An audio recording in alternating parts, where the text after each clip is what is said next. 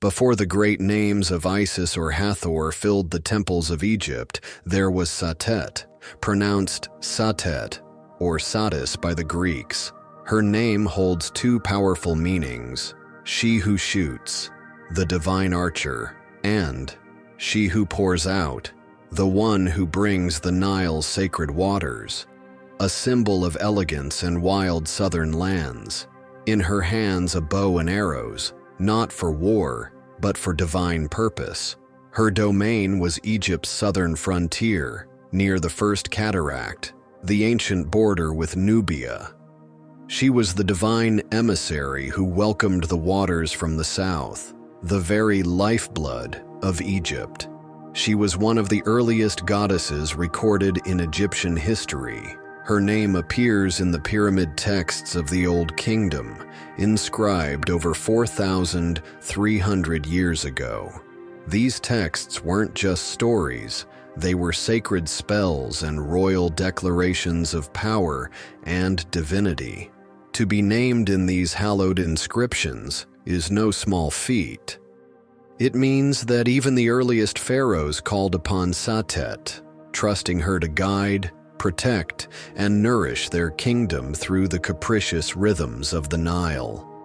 It surged with waters from the deep south, over Nubian rocks, past Elephantine Island, and into the heart of Egypt. For the ancient Egyptians, this was no natural coincidence. Satet, the archer goddess of the southern frontier, who was believed to unleash the floodwaters. To her followers, the annual inundation was Satet's gift, the very essence of her power. Each drop of water, each surge of silt-rich flood carried the blessing of life. The waters left behind fertile black soil, perfect for growing wheat, barley, and flax. Without this cycle, Egypt would be dust and desert. Satet's gift made civilization possible. The people watched the river, and when it rose, as Satet decreed, they celebrated. Satet was no passive river goddess. In Egyptian belief, Satet's arrows could bless the living or strike down the wicked. Each shot was an act of divine judgment, protection for those under her care, and vengeance against those who threatened the sacred flow of the Nile. She had a dual identity, at once nurturing and deadly. A goddess who could summon water with one hand and draw blood with the other.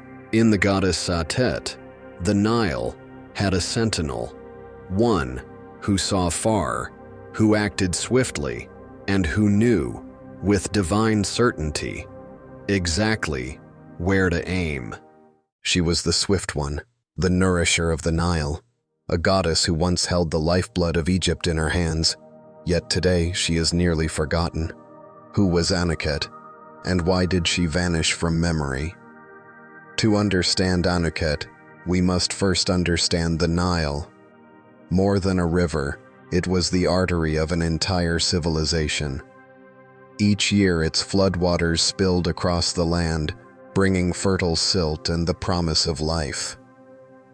At the very edge of Egypt, near the First Cataract, where the Nile surged into the land, there stood Elephantine Island, the gateway to Nubia, and the sacred domain of Anuket.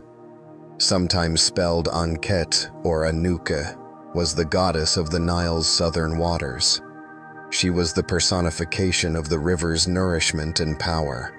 Her name means the embracer, as she was believed to wrap the Nile in her divine arms during the flood. Swift like the river's current and life-giving like its floods, Anuket was revered as both a nurturer and a powerful protector. Anuket was part of a divine family worshipped in Upper Egypt. Her father, or sometimes consort, was Khnum, the ram-headed god who shaped humans from clay on his potter's wheel. Her mother or sister was Satet, goddess of the flood's precision and mercy. Together, they formed the Elephantine Triad, deities of creation, water, and abundance. As the floodwaters rose, Anuket was the final blessing, carrying the richness of Nubia into Egypt's heartland. Anuket's worship was most fervent during the annual inundation. Pilgrims traveled to her sanctuaries, offering bread, beer, and even precious gold. One ritual defied Egyptian custom: eating fish. Fish were typically taboo in Egyptian religion, but during Anuket's festival, this rule was lifted. It was believed that consuming the river's bounty honored her gifts, proof of her divine generosity. Anuket's symbols tell us much about her character. Her tall crown of ostrich feathers represented swiftness and grace. Though claimed by Egyptian religion, Anuket likely has Nubian origins. Her worship was strongest near the southern border, suggesting she may have been a local river goddess adopted into the state pantheon. Over centuries, Anuket's worship declined. As Egypt's political center shifted north, the gods of the Delta took prominence. With the rise of Christianity, her temples were closed. Her name faded from the mouths of priests, but it remained etched in the granite of Elephantine, waiting to be rediscovered. Today, scholars piece together Anuket's story from fragments, inscriptions, forgotten temples, the iconography of swift water and sacred grace. She is the gentle embrace we don't see, the invisible hand that nourishes, the current beneath calm water. Perhaps that is why her memory faded, not from lack of power, but because her gifts were so constant, they became invisible. His name is Wajwir, a name that means the Great Green. It was their way of referring to the fertile waters, possibly the Nile Delta, and according to some interpretations, even the Mediterranean Sea itself. Wajwir isn't just a god of the water, he is the water, a personification of Egypt's coastal abundance, the flooding estuaries, and the watery world from which life springs. Here's something that sets Wajwir apart. Some ancient texts hint at a degree of gender ambiguity. In certain interpretations, he may have been androgynous, containing both male and female elements. Why? Because fertility, in its purest form, often transcends gender. It's about the power to create and nourish life. He is the embodiment of that creative force, a divine fluidity that fed the soil, filled the granaries, and kept the ancient world in motion. So while he may not be the most famous god of Egypt, Wajwir held the power of life itself, in every drop of water and every blade of green. His domain? The northern edge of the kingdom, where the great river fans out into a sprawling delta before kissing the sea.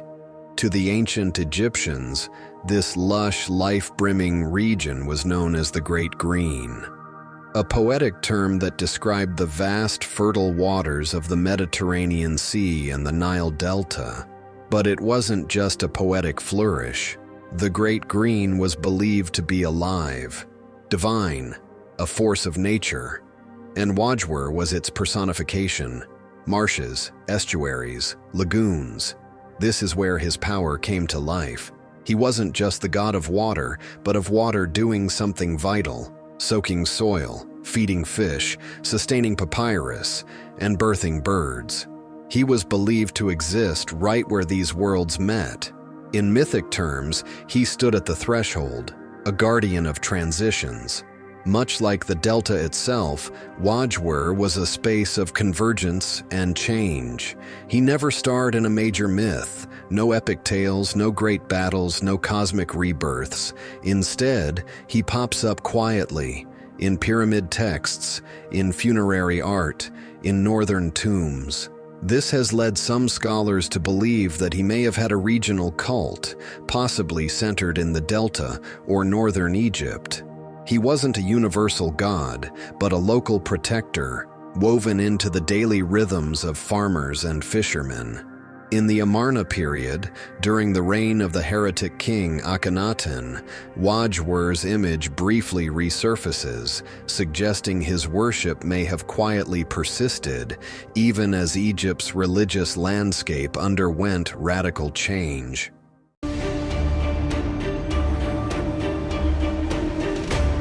His name was Hapi, the god of the inundation, not the Nile itself, but the flood, the divine overflow that turned desert into paradise. Each year when the Nile burst its banks, it wasn't seen as a natural cycle. To the Egyptians, it was a miracle, a gift, a blessing from Hapi. He came in hues of blue or green, his skin reflecting the lush life that water brings. He was a god of unity. He was called the Lord of Fish and Birds of the Marshes, the lifeblood of an entire ecosystem. When Hapi came, the river teemed with nourishment, the fields flourished, and life bloomed. When he didn't, famine and despair followed. In the hearts of farmers, fishers, and families, Hapi reigned supreme. The name comes from the word meaning the running one, a perfect tribute to the ceaseless flow of the river, to the sacred rhythm of life he upheld. He was the heartbeat, the river's pulse, and in a world of sun-baked sand and scorching heat, he was water. He was life. From June to September, the land of Egypt held its breath. The skies above burned with summer heat, and then the day came, like a sacred promise. The river began to rise. This was Anubis, the season of the inundation, the most important time in the Egyptian calendar, and the time when Hapi revealed his favor, or his fury. Priests gathered along the banks, chanting ancient hymns, calling on the god of the flood. They didn't just hope for any flood, they begged Hapi for the perfect flood, high enough to nourish the soil, but not so high it washed away homes and crops. To understand Hapi's will, priests used a sacred tool, the Nilometer, a carved pillar that measured the height of the Nile's rise. Each notch was a message. Too low, the gods were displeased. Too high, disaster loomed. Every Akhet, the people waited for the waters, for the blessings, for Hapi, because only he could fill the land's veins with life once again.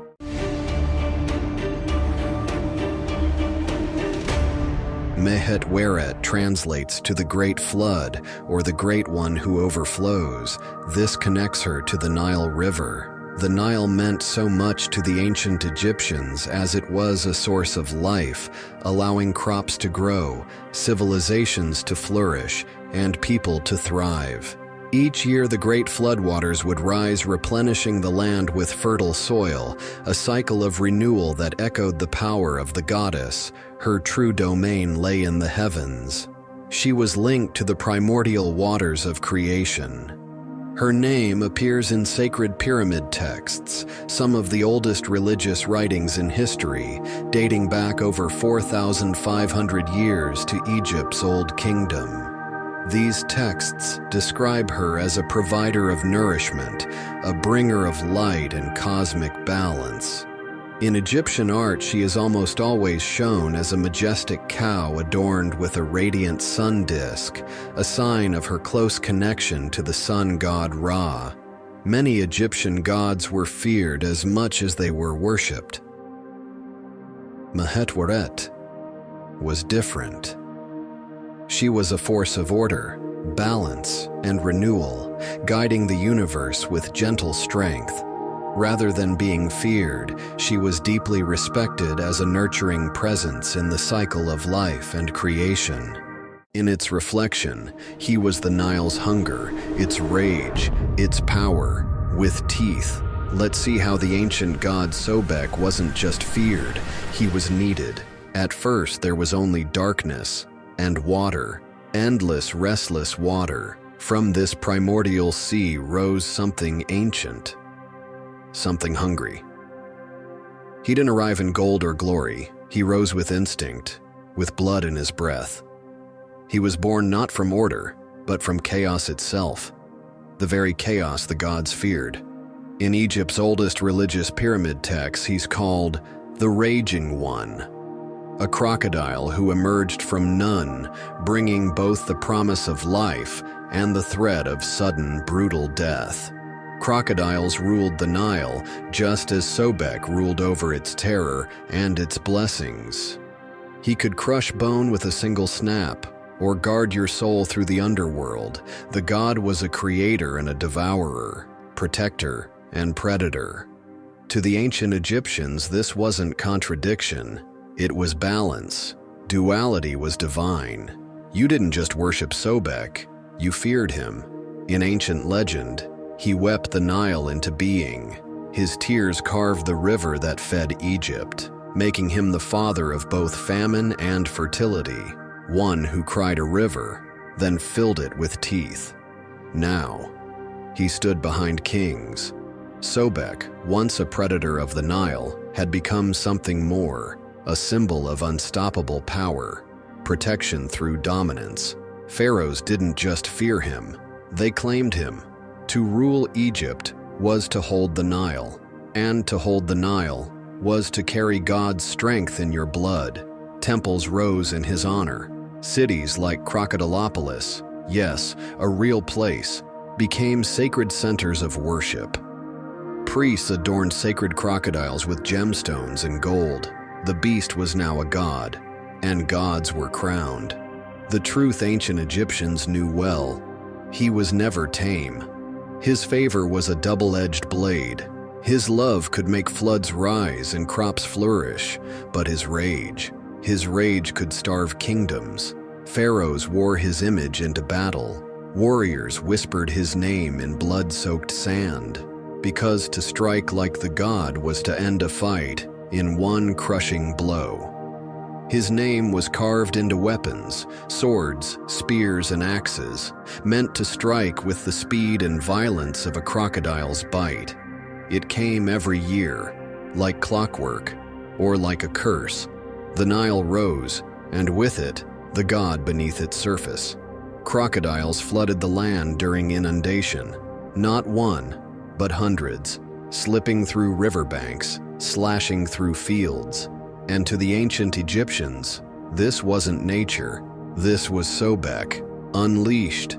His presence was tangible. You could feel it in the mud, hear it in the water, smell it in the fear. So they begged for mercy, for protection, for fertility, all in the same breath. He didn't just bring water, he brought judgment. He could drown your home, or feed your crops. He could take your child, or bless your next one. He was the Nile itself, its chaos, its rhythm, its wrath. And still, they built his temples higher. In some of these temples, walls were carved not just to honor him, but to sound like him, engineered to echo with deep bellows. These sacred chambers mimicked Sobek's roar. When priests chanted, it was his voice that answered. The floods have passed. The temples stand in silence.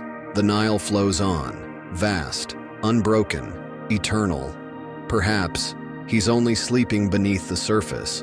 Sobek was never just a monster, never just a god. He was the Nile's reflection, its hunger and its generosity, its serenity and its violence.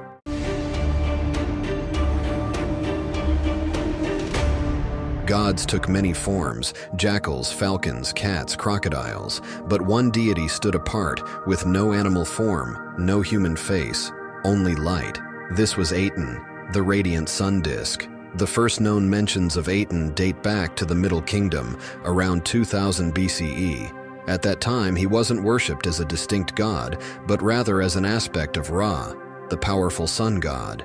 Unlike other gods, Aten had no human body, no animal head. He was something different, pure energy. His rays stretched down like fingers, reaching out to touch the earth, offering life to those below. This made Aten truly unique among Egypt's deities. While most gods took on forms inspired by nature and animals, Aten remained formless. existing only as the sun itself. For centuries, Aten remained a minor presence in Egyptian religion, overshadowed by Ra and the many other gods. But that would all change with the arrival of one pharaoh, one man who would elevate Aten above all others and turn Egyptian tradition on its head. His name was Amenhotep, and he dared to worship only one god.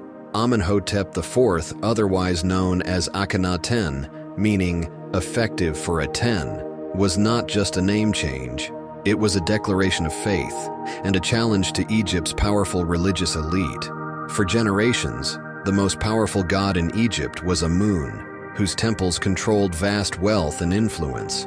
But in the 5th year of his reign, Akhenaten did the unthinkable. He rejected Amun and the entire pantheon of Egyptian gods. Instead, he proclaimed that Aten, the radiant sun disk, was the one and only god. It was a radical shift in Egyptian belief. Never before had a pharaoh denied the existence of other gods. Never before had Egypt seen monotheism. This move infuriated the powerful priesthood of Amun, who had controlled Egypt's religious and economic power for centuries. By rejecting their god, Akhenaten wasn't just challenging tradition, he was dismantling a political empire. Akhenaten wanted more than just religious change. He needed a new capital, one free from Amun's influence. So, he ordered the construction of Akhetaten, Horizon of Aten, a city built entirely for the glory of his god. Unlike the dark enclosed temples of Amun, the temples of Aten were open to the sky, allowing the sun's rays to reach worshippers directly. There were no statues of gods, only inscriptions of Aten's light touching the royal family and the people. For nearly 2 decades, Pharaoh Akhenaten ruled under the light of Aten, but his vision of a monotheistic Egypt came at a heavy price. While he devoted himself to religious reforms, the empire itself began to crumble. Inside Egypt, resentment was boiling over. The people had worshipped their gods for centuries: Amun, Ra, Osiris, Isis. Now, their temples were closed, their gods erased from history. The priests of Amun, once the most powerful religious figures in Egypt, had been stripped of their influence. But they were waiting for the right moment to strike back. In the shadows, the priests of Amun conspired. They saw Akhenaten's religious revolution as blasphemy, and more importantly, as a threat to their power. As famine, economic hardship, and military failures grew, more Egyptians turned against the heretic pharaoh. By 1336 BCE, Akhenaten's reign was coming to an end.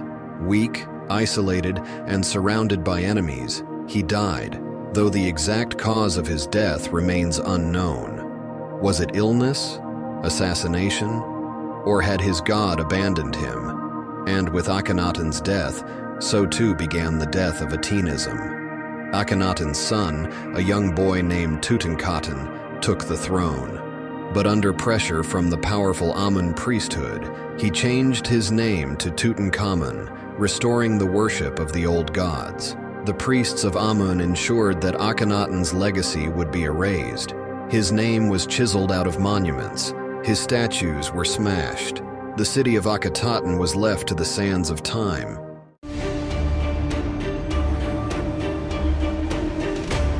Khepri doesn't have grand temples or widespread worship. Instead, his power is woven into the very fabric of existence. He is the force of creation and the eternal cycle of the rising sun. In the ancient Egyptian language, Khepri means he who is coming into being.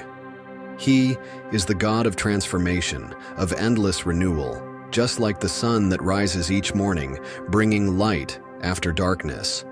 The ancient Egyptians closely observed the world around them, and they saw something extraordinary: the scarab beetle rolling a ball of dung across the sand, seemingly with purpose. To them, it was more than just insect behavior. It was a reflection of a divine truth.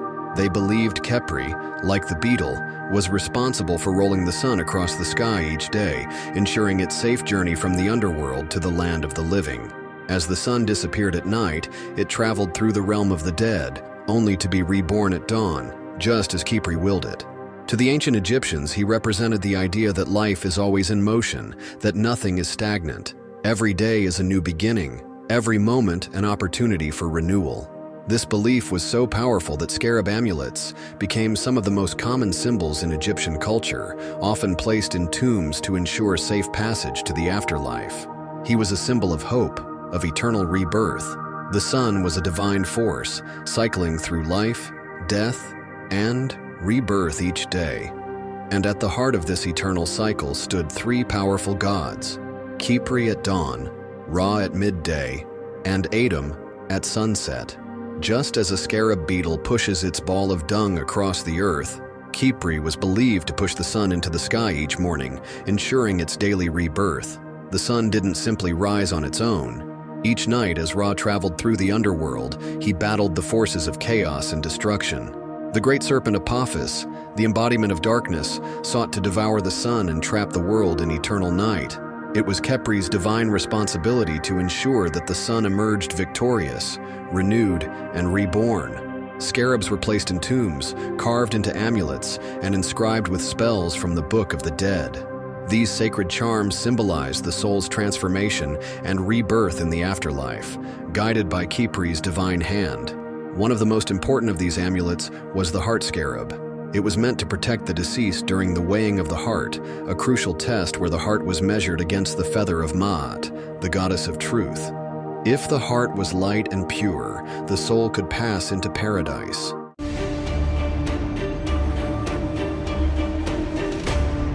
Her name means "she who brings," a goddess whose arrival in the sky signaled the most important event of the year, the flooding of the Nile. Unlike other deities tied to the land or the underworld, Sopdet belonged to the heavens. The ancient Egyptians closely observed the heliacal rising of Sirius, the moment it became visible just before sunrise, after months of being hidden by the sun. This event occurred every year in mid-July, marking the arrival of the Nile's life-giving floodwaters. To the people of Egypt, this flood was a miracle, replenishing the land with rich, black soil and ensuring the success of their crops. Without it, famine and hardship would follow. Her appearance in the sky aligned so perfectly with this annual event.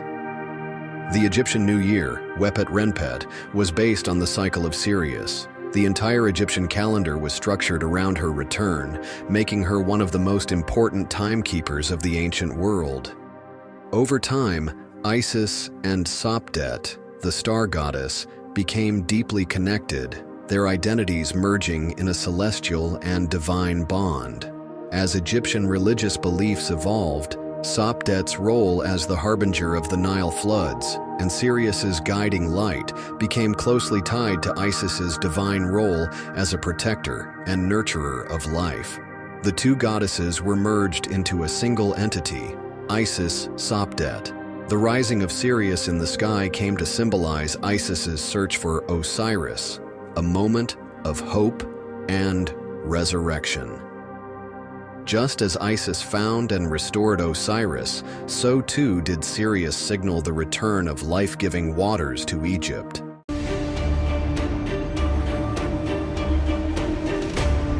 In the sands of time, long before the rise of Egypt's Grand Pyramids, there was Hathor, a deity who bridged the earthly and the divine. One of the earliest and most revered goddesses, Hathor's origins stretch back to the pre-dynastic period of Egypt, over 5,000 years ago. Initially, Hathor was worshipped in her most primal and nurturing form, a divine cow. For the ancient Egyptians, the cow symbolized fertility, abundance, and life itself. Hathor was not just a goddess. She was a cosmic mother, believed to nourish all living beings with her divine essence. Hathor's influence extended far beyond the earth. The Milky Way, that shimmering river of stars in the night sky, was thought to be her milk, a celestial offering that nourished the universe. This connection to the cosmos made her both a symbol of fertility and a reminder of the divine order in the heavens. Hathor's worship was not limited to small shrines or modest offerings. Her temples were some of the largest and most opulent structures in ancient Egypt, reflecting the grandeur of her divine status.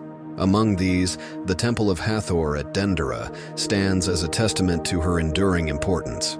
This temple, with its intricate carvings and vibrant artwork, was a center of pilgrimage for those seeking her blessings of love, music, and joy. The Dendera Temple complex, dedicated to Hathor, features one of the most stunning astronomical ceilings in ancient history. It not only honors her connection to the Milky Way, but also showcases the Egyptians' advanced understanding of the cosmos. She was equally feared for her destructive capabilities. Her multifaceted nature made her an indispensable figure in the Egyptian pantheon. She was often portrayed as the mother of Horus, the falcon-headed god of kingship. She symbolized protection, care, and the sacred bond between mother and child. Hathor was also linked to the sun god Ra. She was considered his wife or consort, and more importantly, his protector. Known as the Eye of Ra, Hathor embodied the sun's fiery power, defending Ra from his enemies. In this form, she became a fierce avenger, ensuring the balance of Ma'at, the cosmic order.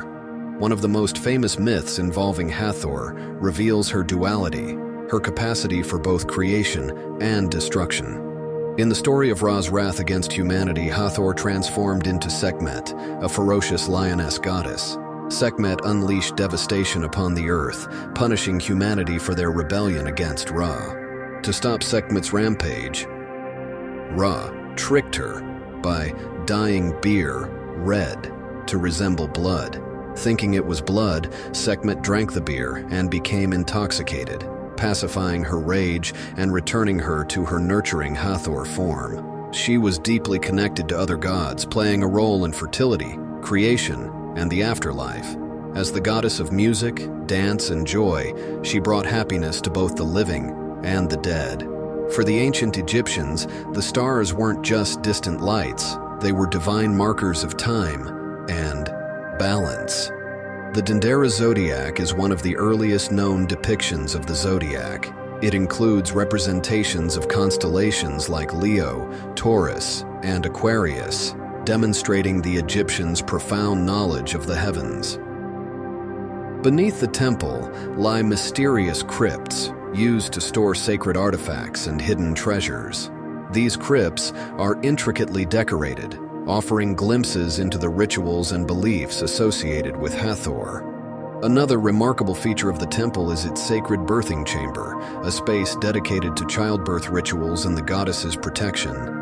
Hathor's association with fertility and motherhood made this chamber a site of hope and renewal for women seeking her blessings.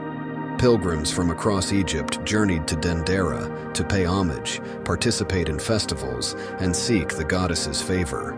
The temple's grand celebrations, filled with music and dance, embodied Hathor's joyous and life-affirming nature.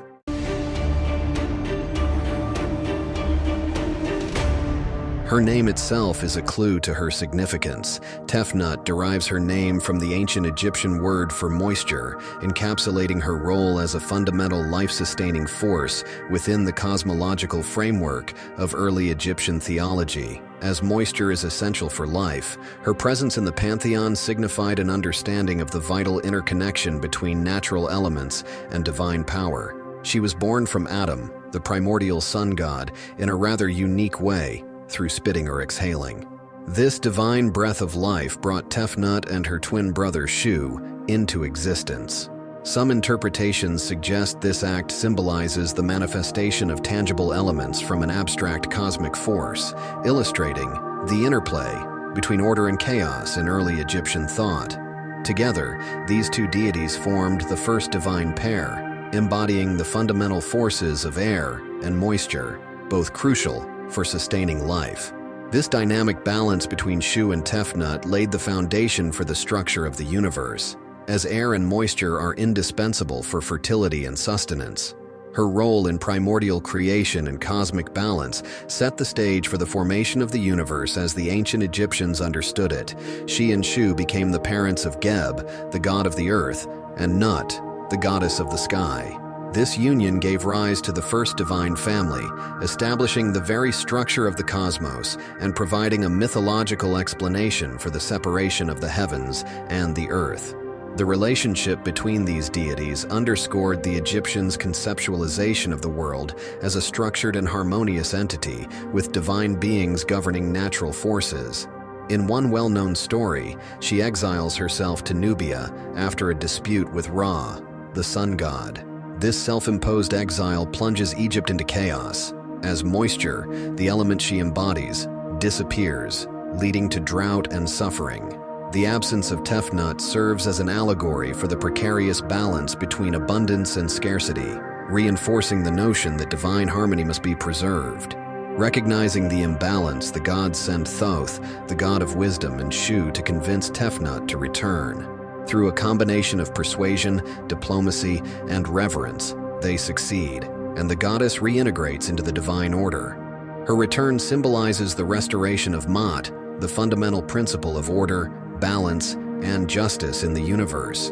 Tefnut is often depicted as a lioness-headed goddess, a form that links her to the fierce and protective aspects of divine power. She is closely associated with both the sun and moisture, an intriguing duality that represents the essential balance between fire and water. She was venerated in temples, particularly in Heliopolis, one of the most important religious centers of ancient Egypt. Her worship was intertwined with both lunar and solar cults, signifying her connection to celestial cycles. These associations positioned her as a deity of transitions, capable of bridging different realms and elements. Priests conducted rituals in her honor, emphasizing her role in maintaining balance within the cosmos. Through prayers, offerings, and ceremonies, they sought her blessings to ensure the continued harmony of nature. Festivals celebrating her power often included processions and recitations, invoking her role as both a giver and sustainer of life.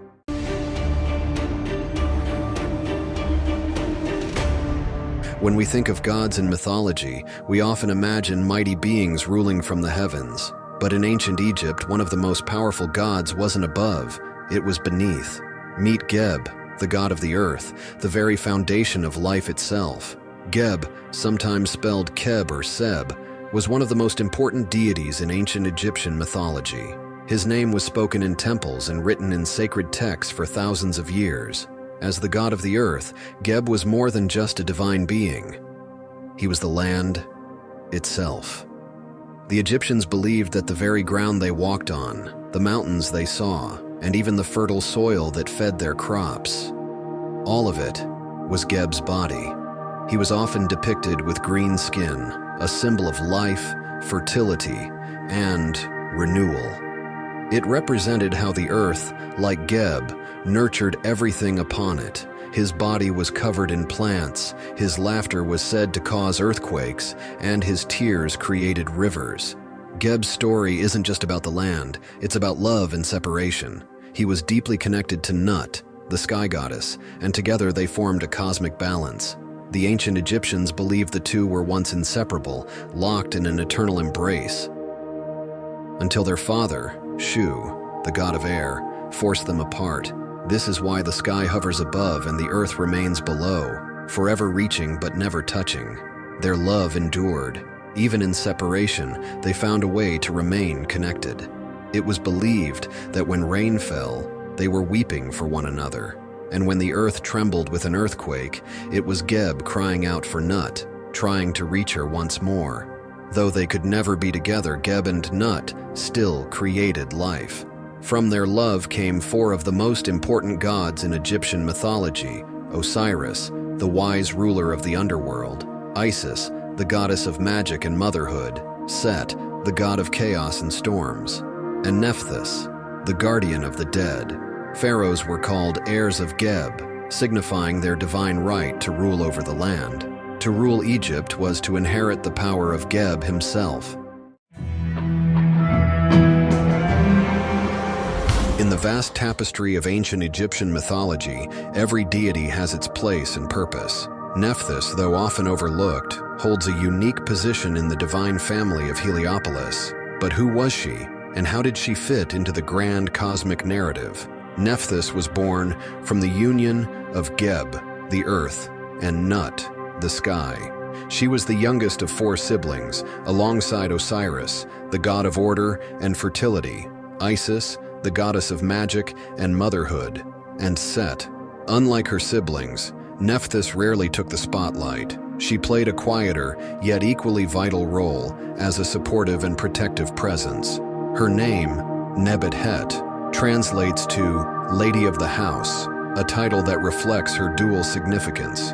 It could represent her protective nature, guarding sacred spaces, or even a royal household, reinforcing her ties to the pharaoh's divine authority.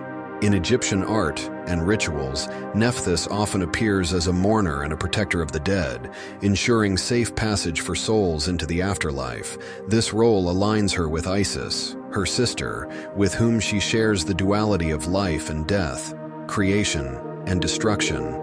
In the myth, Nephthys mourns the brutal death of her brother Osiris, who was betrayed and dismembered by her husband, Set.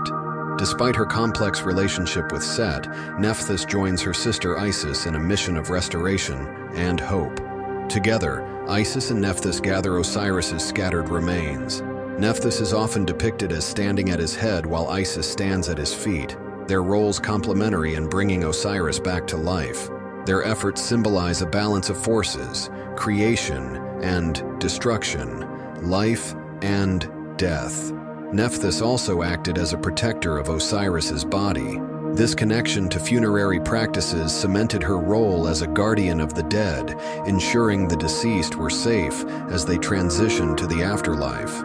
Nephthys's relationship with Set adds another layer of complexity to her character. She is often portrayed as his consort, yet she opposes his chaotic and destructive nature. In some interpretations, her alliance with Isis against Set is a powerful symbol of order overcoming chaos. One of the more intriguing aspects of Nephthys' story is her alleged affair with Osiris, which, according to some myths, led to the birth of Anubis.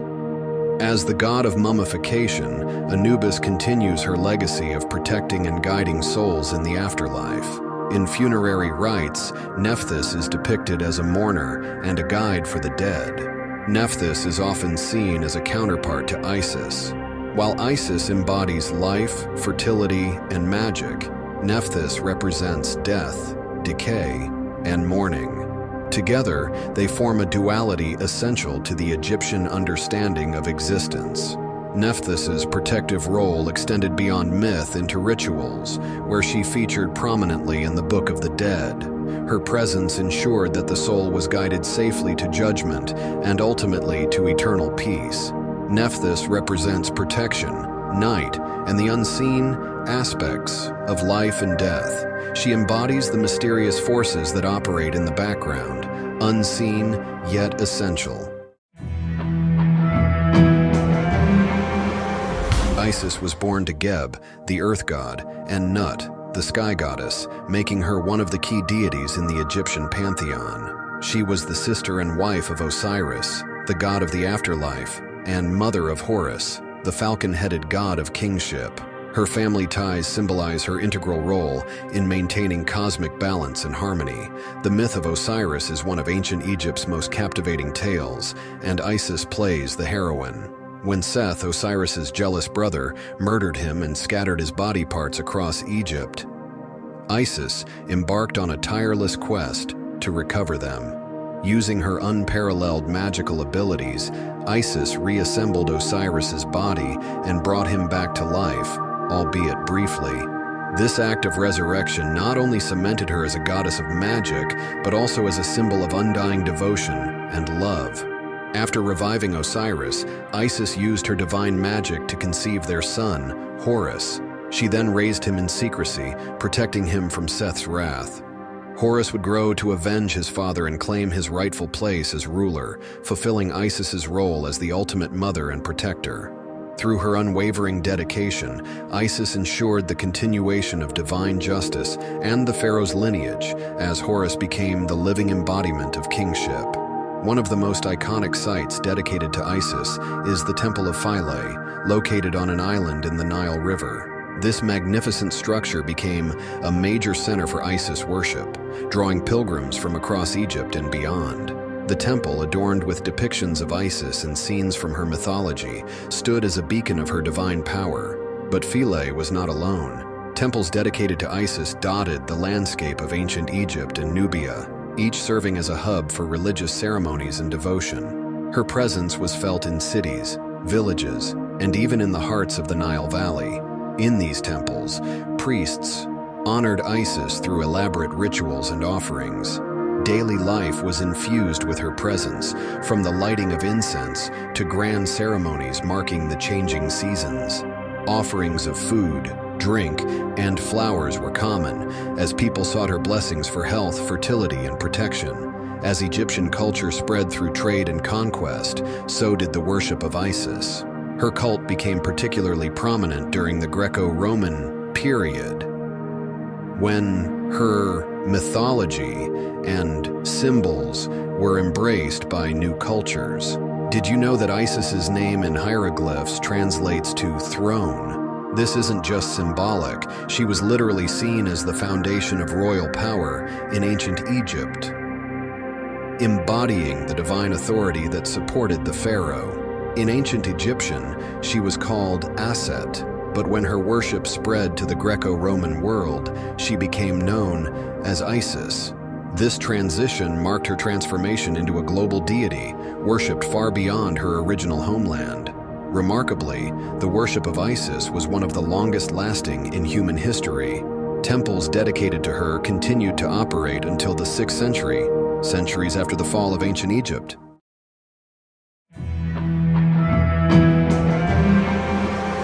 In the land of the Nile, where the sun rose and set with divine purpose, the ancient Egyptians sought to understand their place in the vast expanse of time. Their answer? The god of eternity. He personifies eternity itself, a concept central to Egyptian life, religion, and the afterlife. He was part of the Ogdoad, a group of 8 primordial deities worshipped in Hermopolis. These gods and goddesses represented the foundational elements of existence before creation. Paired in male and female forms, they embodied concepts like darkness, water, air, and infinity. In this divine ensemble, He and his female counterpart, Hau-He, symbolized limitless space and infinite time. Together, they represented the unending cycles that underpin all existence, from the rise and fall of the sun to the eternal flow of the Nile. As the god of eternity, he was seen as the guardian of time's endless expanse. His role was not confined to the cosmic. It extended to the mortal world, shaping how the Egyptians viewed their lives and their legacies. In royal inscriptions, He is often depicted presenting the king with an ankh, the symbol of life, and a palm frond, granting them 1,000,000 years of reign. This wasn't just hyperbole. To the Egyptians, it was a divine promise of an eternal legacy. Unlike some gods who were represented in elaborate or fearsome forms, his imagery is simple but profoundly symbolic. He is most commonly depicted seated or kneeling, with his arms raised high, holding palm fronds in each hand. The palm fronds he holds are not mere decoration. In ancient Egypt, palm fronds were used to mark the passage of years, making them a fitting emblem for a deity tied to eternity. Each frond became a symbol of life's unending cycle. For the Egyptians, eternity wasn't an abstract idea. It was a tangible goal, one they sought to achieve through their connection to the god. By invoking his protection, they believed they could secure a place in the eternal cycle of existence. His connection to the number 1,000,000. For the Egyptians, this wasn't just a numerical value. It was a concept that represented infinity, countless years stretching endlessly into the future. When He appears in royal inscriptions, he is often shown offering this symbolic number to the pharaoh. This act wasn't just a blessing for a long reign, it was a declaration of divine favor, linking the ruler's legacy to the infinite. By including He in tomb carvings and inscriptions, the Egyptians hoped to guarantee an eternal afterlife, a life that would stretch endlessly into the beyond.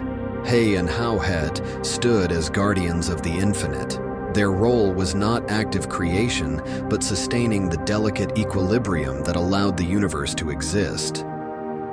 In this way, they were the unseen architects of eternity, ensuring that time and space remained boundless. The Egyptians believed that creation required the harmonious interplay of opposites, light and dark, chaos and order, male and female. He and Hauhet, as the embodiment of infinity, formed one of the pillars of this divine balance. In the heart of ancient Egypt, where the power of the pharaohs was intertwined with the gods, a fierce and formidable goddess emerged. This is Menhit, a warrior goddess whose mythological roots lie in the lands of Nubia, but whose power and influence were deeply felt in Egyptian religion. Menhit's origins trace back to the ancient region of Nubia, just to the south of Egypt. While she was initially worshipped by the Nubians, she was eventually integrated into the Egyptian pantheon as one of the country's powerful war deities. As the goddess of war and destruction, Menhit was seen as the protector of the pharaoh and the personification of strength and might. Her most recognizable feature is her lioness head, a symbol that connects her to the primal forces of nature, ferocity, and royalty. Lions, revered in ancient Egypt for their power and nobility, were frequently used to symbolize the might of their gods, especially those associated with war and protection. Associated with the sun god Ra, Menhit was often seen as the sun god's fierce and protective warrior. In Egyptian mythology, Ra is not only the ruler of the heavens, but also the force of life and light. Yet, Ra's power required defense against the forces of chaos, forces that sought to disrupt the divine order, Ma'at. Menhit stood at the forefront of this defense, wielding her power to safeguard the sun god's domain. In myths, Menhit and other lion-headed goddesses like Sekhmet would combat Apep, the serpent of chaos, ensuring Ra's journey through the sky was uninterrupted. This was not just a battle of good versus evil, it was a fight to preserve the very fabric of existence. Menhit's primary centers of worship were located in Upper Egypt, particularly in the city of Esna, where her cult flourished. As one of the warrior goddesses of the Egyptian pantheon, she was not only linked to victory in battle, but also represented the protection of Egypt's borders, ensuring the stability of the kingdom. In some accounts, Menhit was believed to be married to Khonsu, the moon god. Together, they represented the complementary energies of the sun and moon, two celestial forces that governed the heavens. While Menhit embodied the sun's fiery strength and destruction, Khonsu represented the calm, guiding light of the moon. While Menhit fought chaos with her fiery nature, Khonsu provided a stabilizing, protective energy during the night. Menhit's identity often overlaps with that of Sekhmet, another lion-headed war goddess. Both are fierce protectors and embodiments of Ra's destructive power. However, they serve distinct roles in Egyptian mythology. Sekhmet is more closely associated with healing and plagues, balancing destruction with renewal. Menhit, on the other hand, is more singularly focused on warfare and defense. Pharaohs, especially those in Upper Egypt, would call upon her for protection and strength before they led their armies into battle. She was believed to lead the pharaoh's forces to victory, symbolizing the strength and ferocity needed to triumph in the harshest of conflicts. In times of war, Menhit was more than just a distant divine figure. She was a force to be reckoned with, revered and feared by those who sought to challenge Egypt's power. To the ancient Egyptians, the Nile was the very lifeblood of their civilization, and one god stood at the crossroads of creation and the river's sacred waters, Khnum, recognized by his ram's head, crowned with curved horns that symbolize strength, vitality, and fertility. These attributes made him an emblem of life itself, as central to human existence as the Nile. Known as the divine potter, Khnum played a critical role in Egyptian mythology. According to legend, he crafted human bodies on his potter's wheel, meticulously shaping not only their physical forms, but also their ka, the spiritual essence that accompanied each individual through life and into the afterlife.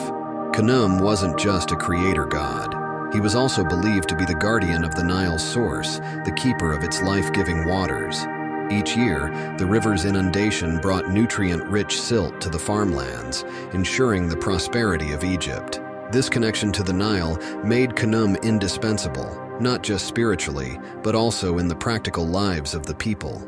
The ram's head, a symbol of Khnum, was more than just a nod to his association with fertility.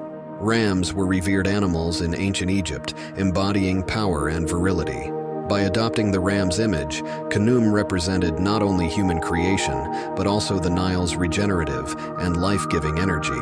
According to myth, Khnum worked tirelessly at his potter's wheel, forming each individual with his hands. Using the rich, fertile clay of the Nile River, he created not only their bodies but also their ka, a spiritual double that was believed to accompany every person throughout life and into the afterlife. The ka was more than just a soul. It was a unique, divine blueprint representing a person's individuality and vitality. Khnum didn't just create physical life, he crafted the essence of who each person was, connecting them to the gods and the greater cosmos. In addition to ordinary people, Khnum also shaped the lives of Egypt's most exalted rulers. In royal birth myths, he is shown crafting the bodies of pharaohs on his potter's wheel, emphasizing their divine origin. These stories reinforce the belief that the pharaohs were not mere mortals, but chosen figures imbued with divine authority. As the guardian of the Nile's source, Khnum ensured the river's annual inundation, which brought fertile silt to the farmlands. This inundation wasn't merely a natural event, it was a divine blessing, one that sustained Egypt's agriculture and civilization. To honor Khnum and secure his favor, Egyptians performed rituals and made offerings. Imagine a time before time itself, a world submerged in infinite waters of chaos. From these depths emerged Tatenen, a name that means the risen land, or the emerging land.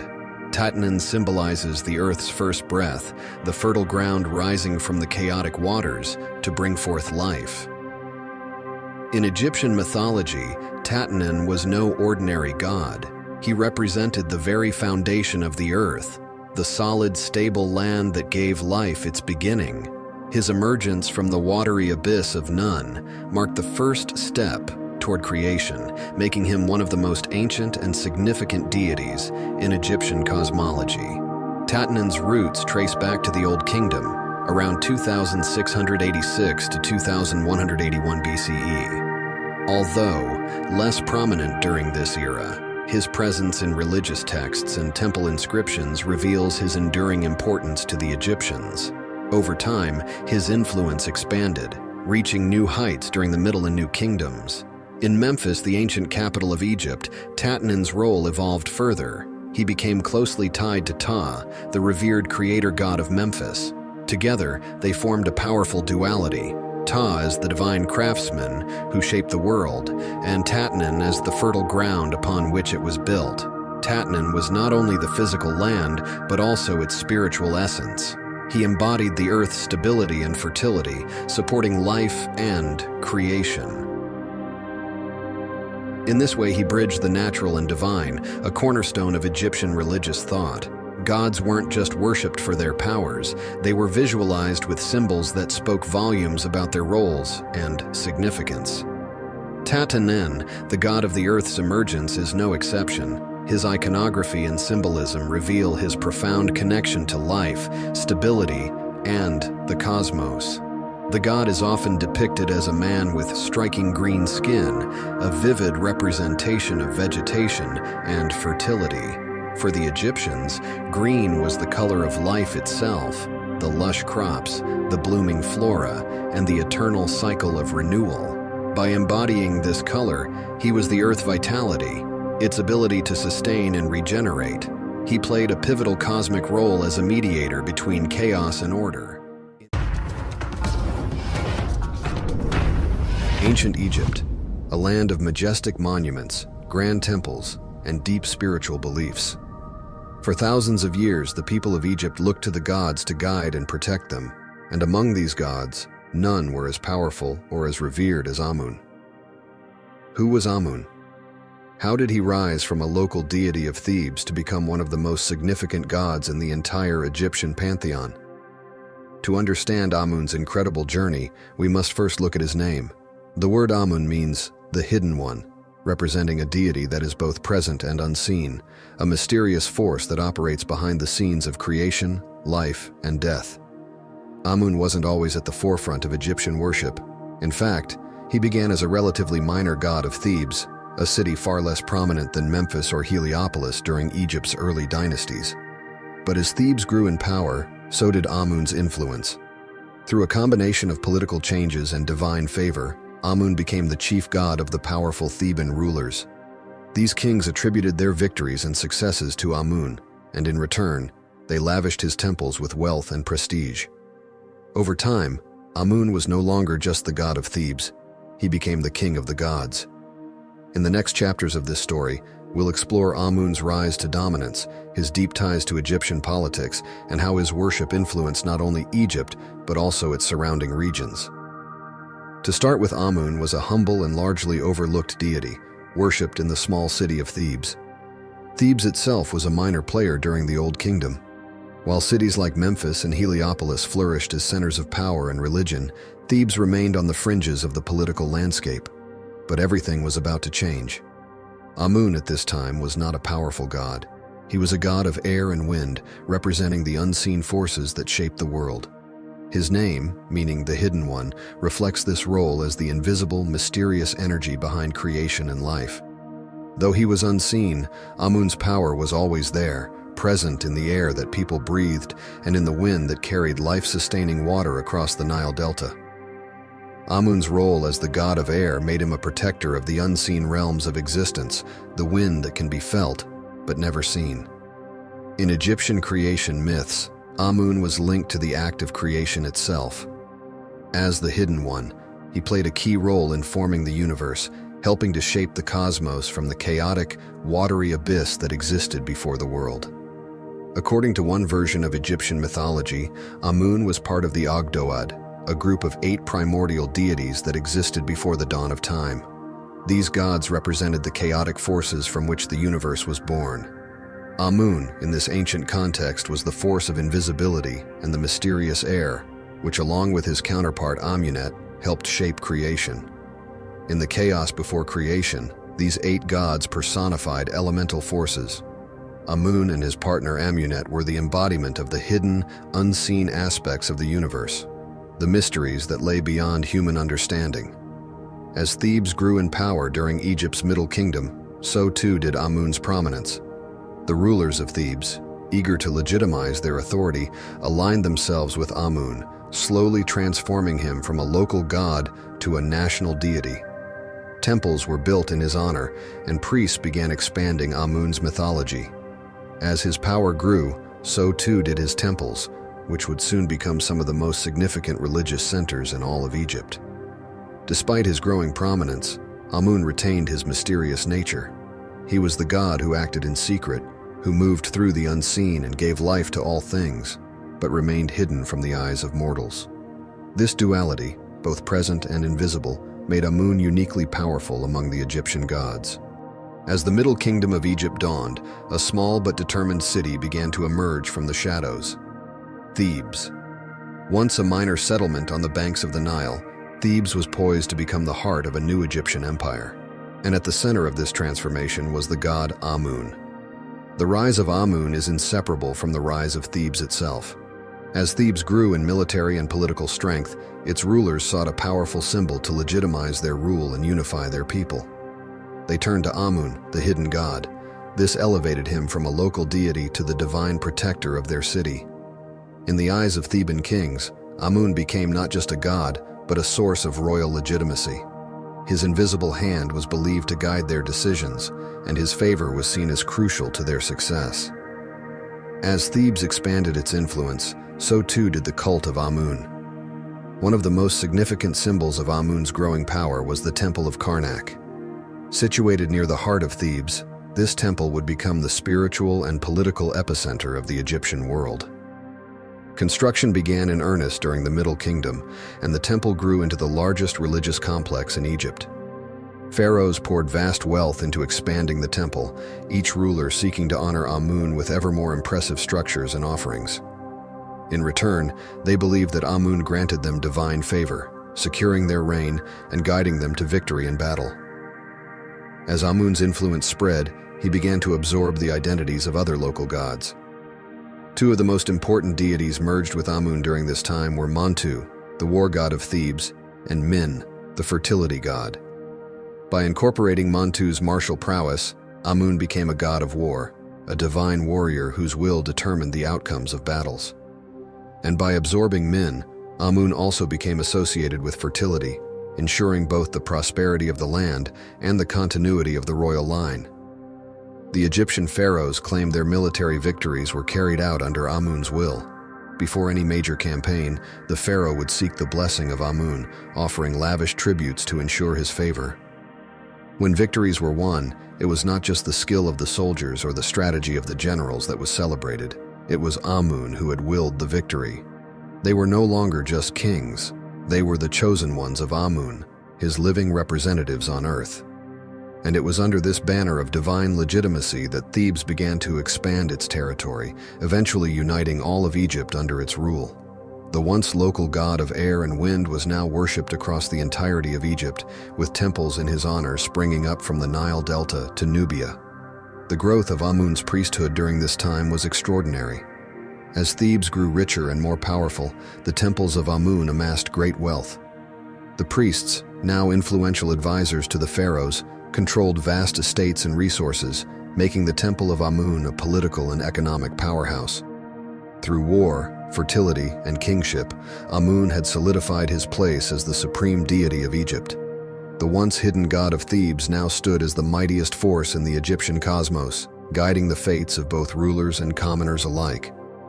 Throughout Egypt's long history, two gods stood at the center of its divine order: Amun, the hidden force behind existence, and Ra, the sun god, whose daily journey across the sky symbolized life, death, and rebirth.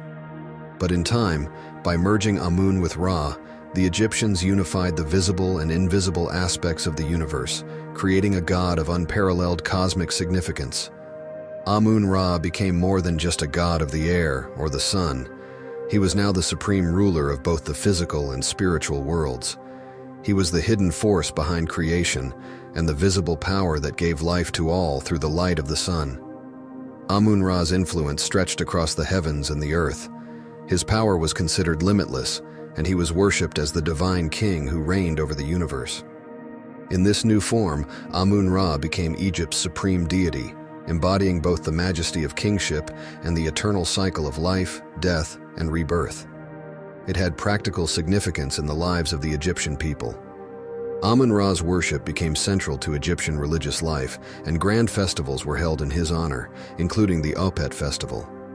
The Apep festival, one of the most important annual events in ancient Egypt, celebrated the renewal of the king's divine power and his connection to Amun-Ra. During the festival, statues of Amun-Ra, his consort Mut, and their son Khonsu were paraded from the Karnak temple to the Luxor temple. This journey symbolized the god's blessing on the pharaoh and his continued rule over the land. It was a time of unity and renewal. As Amun-Ra blessed the king, so too did he bless the people, ensuring the prosperity of the land and the success of Egypt in war and peace. Through his merger with Ra, Amun's role expanded far beyond that of a local deity. Now, as Amun-Ra, he was worshipped throughout the entire Egyptian empire. His temples grew more opulent, his priests more powerful, and his festivals more grand.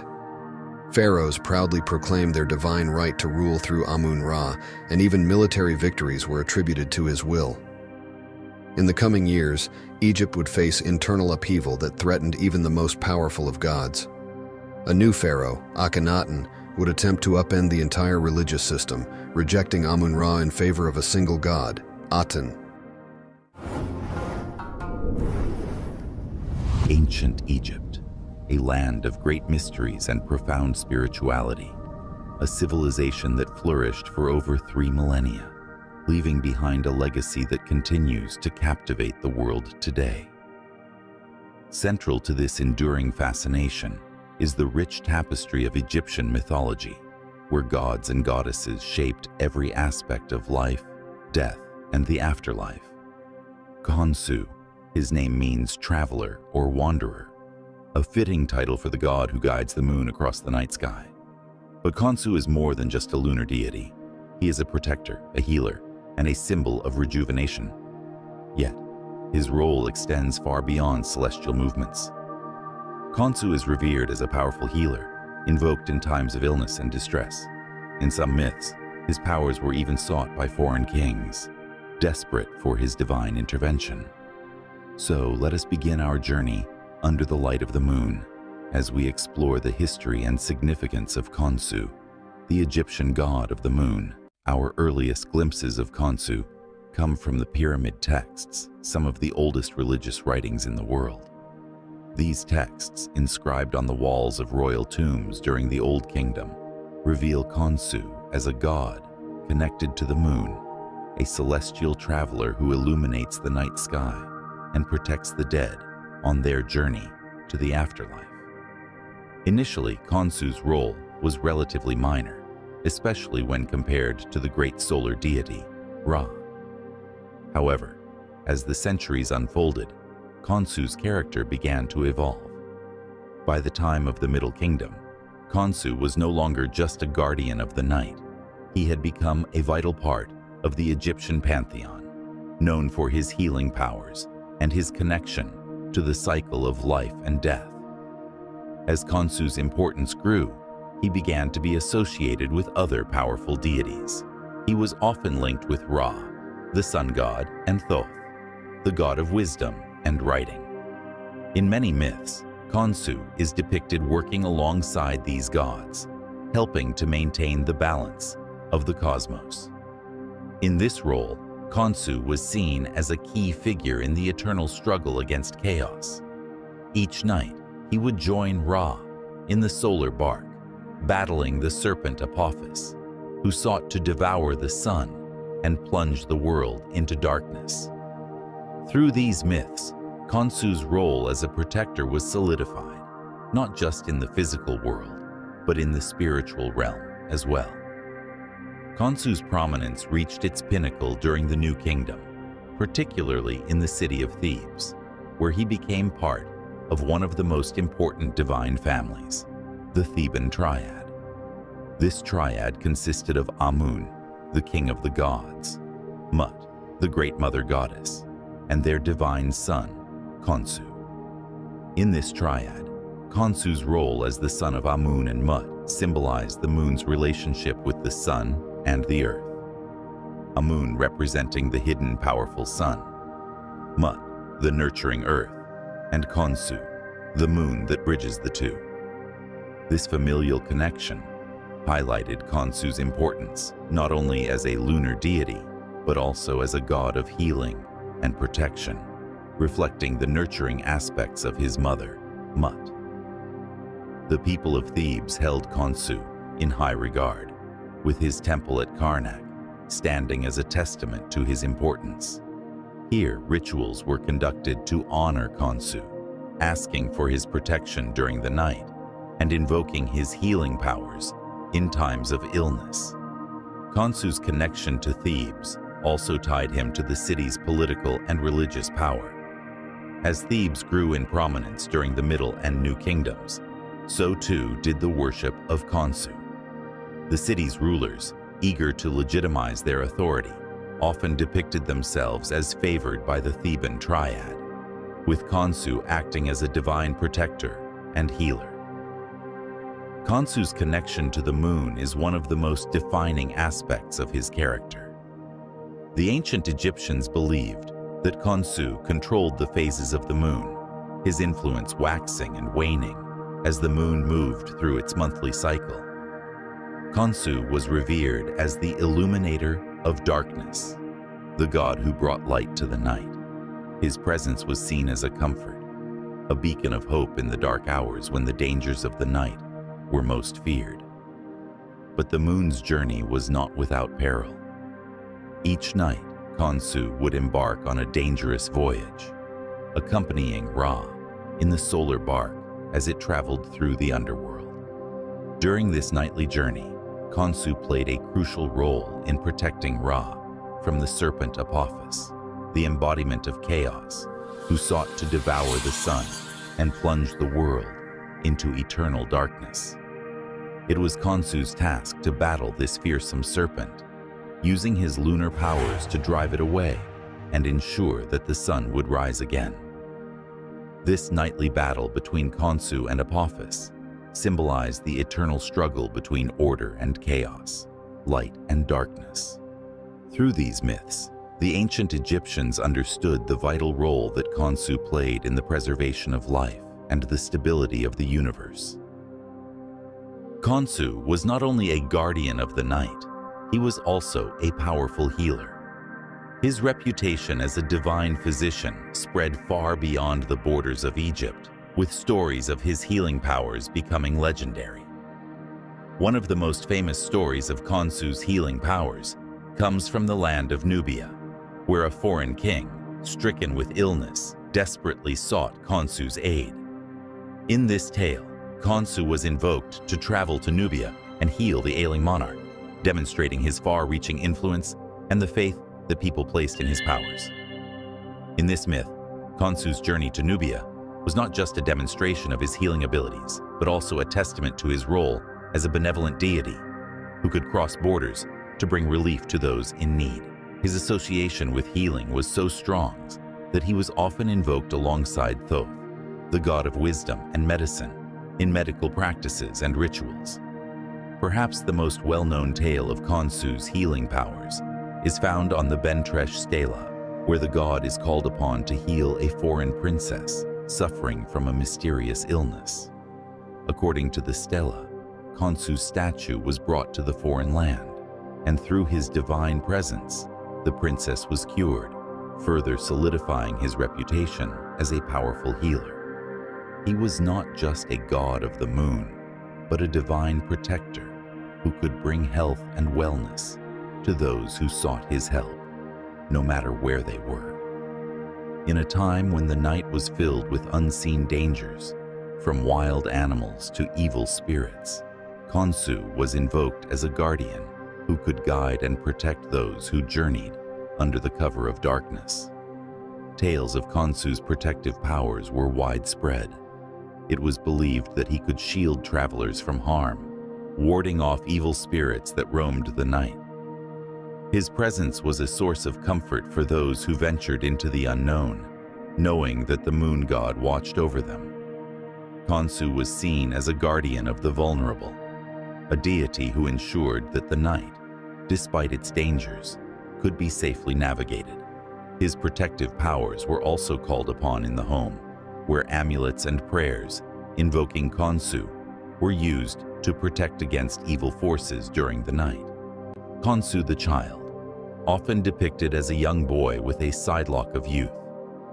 This representation emphasizes his role as a youthful, vibrant deity, full of potential and closely associated with the renewal of life. It also underscores his place within the Theban triad. Another intriguing title is Khonsu, the provider, which reflects his role in ensuring the fertility of the land and the well-being of the people.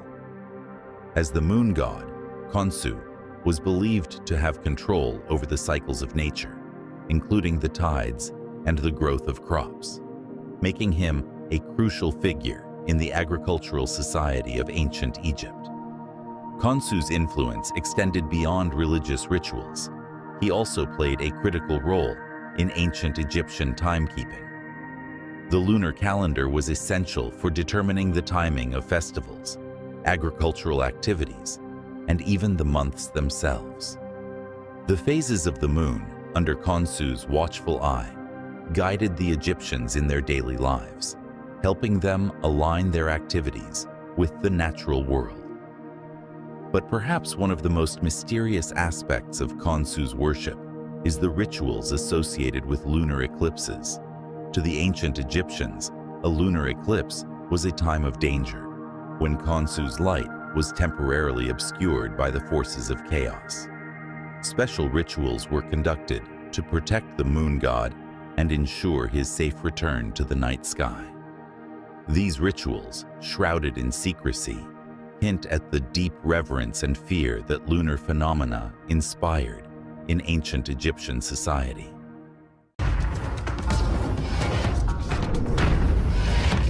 We will dive deep into the origins and early worship of one of Egypt's most significant, yet often overlooked deities, the Mother Goddess. Mut's origins can be traced back to the city of Thebes, now known today as Luxor. Mut was revered as the Great Mother, a title that reflected her nurturing maternal essence and her role as the mother of the gods.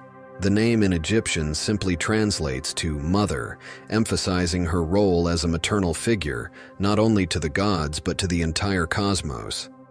Her name carried immense weight, symbolizing both the literal and spiritual aspects of motherhood. As the ancient Egyptians believed, she was the source of all life. Despite her later prominence, Mut's early origins remain somewhat mysterious. She likely began as a local deity in Thebes, but by the Middle and New Kingdom periods, her influence grew exponentially, alongside the rise of Amun, who became the most powerful god in Egypt. As Amun's stature increased, so too did Mut's, cementing her place as the queen of the gods. Interestingly, it was the rise of Thebes as a political and religious center that helped her ascend from a regional deity to a central figure in the Egyptian pantheon. As Thebes flourished, so too did the worship of the Theban triad. The relationship between Mut, Amun, and Khonsu wasn't just familial, it was symbolic of cosmic order. Together, they represented a balance of power. Amun, the unseen force of creation, Khonsu, the celestial regulator, and Mut, the nurturing mother who kept it all in harmony. One of Mut's most important religious centers was the Karnak temple complex, where she had a grand precinct dedicated entirely to her. This temple, located just south of Amun's larger temple, was a testament to her growing importance. The connection between these temples symbolized the deep bond between Mut and Amun. At Karnak, the temple was home to numerous statues and representations of the goddess, often showing her with the double crown of Upper and Lower Egypt. This imagery reinforced her position as a mother not only to the gods, but to the pharaohs and people of Egypt. She was both nurturing and powerful, embodying the stability and prosperity of the land itself. Mut was deeply connected to the sky and water, two powerful symbols of life and creation in Egyptian mythology.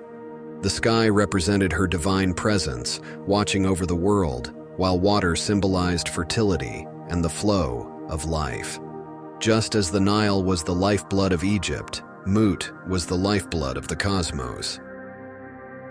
Her nurturing presence was often invoked during times of need, whether for the fertility of the land or for protection in war. Ancient Egyptians believed that by calling on Mut, they were seeking the help of a protective mother who would safeguard them in the same way she cared for the gods. Like the waters of the Nile, which gave life to Egypt, Mut symbolized the primal forces of creation. As the goddess of both fertility and the heavens, she ensured that the cycle of life continued. Her influence could be seen in the growth of crops, the flooding of the Nile, and the prosperity of the people. As her influence expanded, Mut became a central figure in the religious life of ancient Egypt. Offerings were made to her in her temples, and she was invoked in prayers and rituals seeking fertility, health, and divine protection.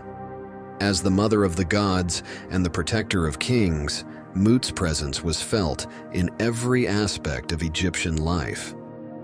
She held a unique place in the Egyptian pantheon, embodying divine royalty and the power of protection. Revered as the mother of gods and the queen of the heavens, Mut was deeply connected to Egypt's royal authority and the ruling pharaohs. Mut was revered as a powerful protector of the king. She was a guardian of divine royalty itself. This maternal yet fierce role is what set Mut apart as a symbol of both authority and protection, traits essential to the pharaoh's divine rule. The pharaohs considered themselves under her watchful care, receiving her divine endorsement and strength to rule.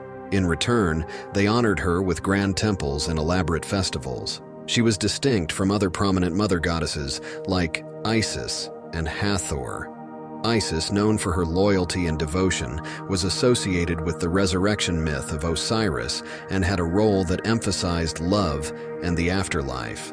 Hathor, the goddess of joy, fertility, and motherhood, was closely tied to music, dance, and fertility, often depicted as the nurturing cow goddess who provided sustenance. Mut, however, combined aspects of both Isis and Hathor with a unique emphasis on royalty, strength, and fierce protection. She was not only the mother, but the queen, embodying strength in the realm of gods and humans alike. Her association with Amun, one of the most powerful gods in Egyptian religion, further elevated her status. As his divine consort, Mut's position became all the more powerful, merging her identity with that of a universal mother and queen, not just for gods, but for all creation. In some depictions, Mut appears with the head of a lioness, a symbol of strength and ferocity in Egyptian mythology. The lioness form was often linked to goddesses associated with war and protection, like Sekhmet. Mut's lioness aspect highlighted her capacity to defend her family, her people, and Egypt itself. Pharaohs looked to Mut's strength as both a model and a divine guarantee of their own power, especially in times of conflict.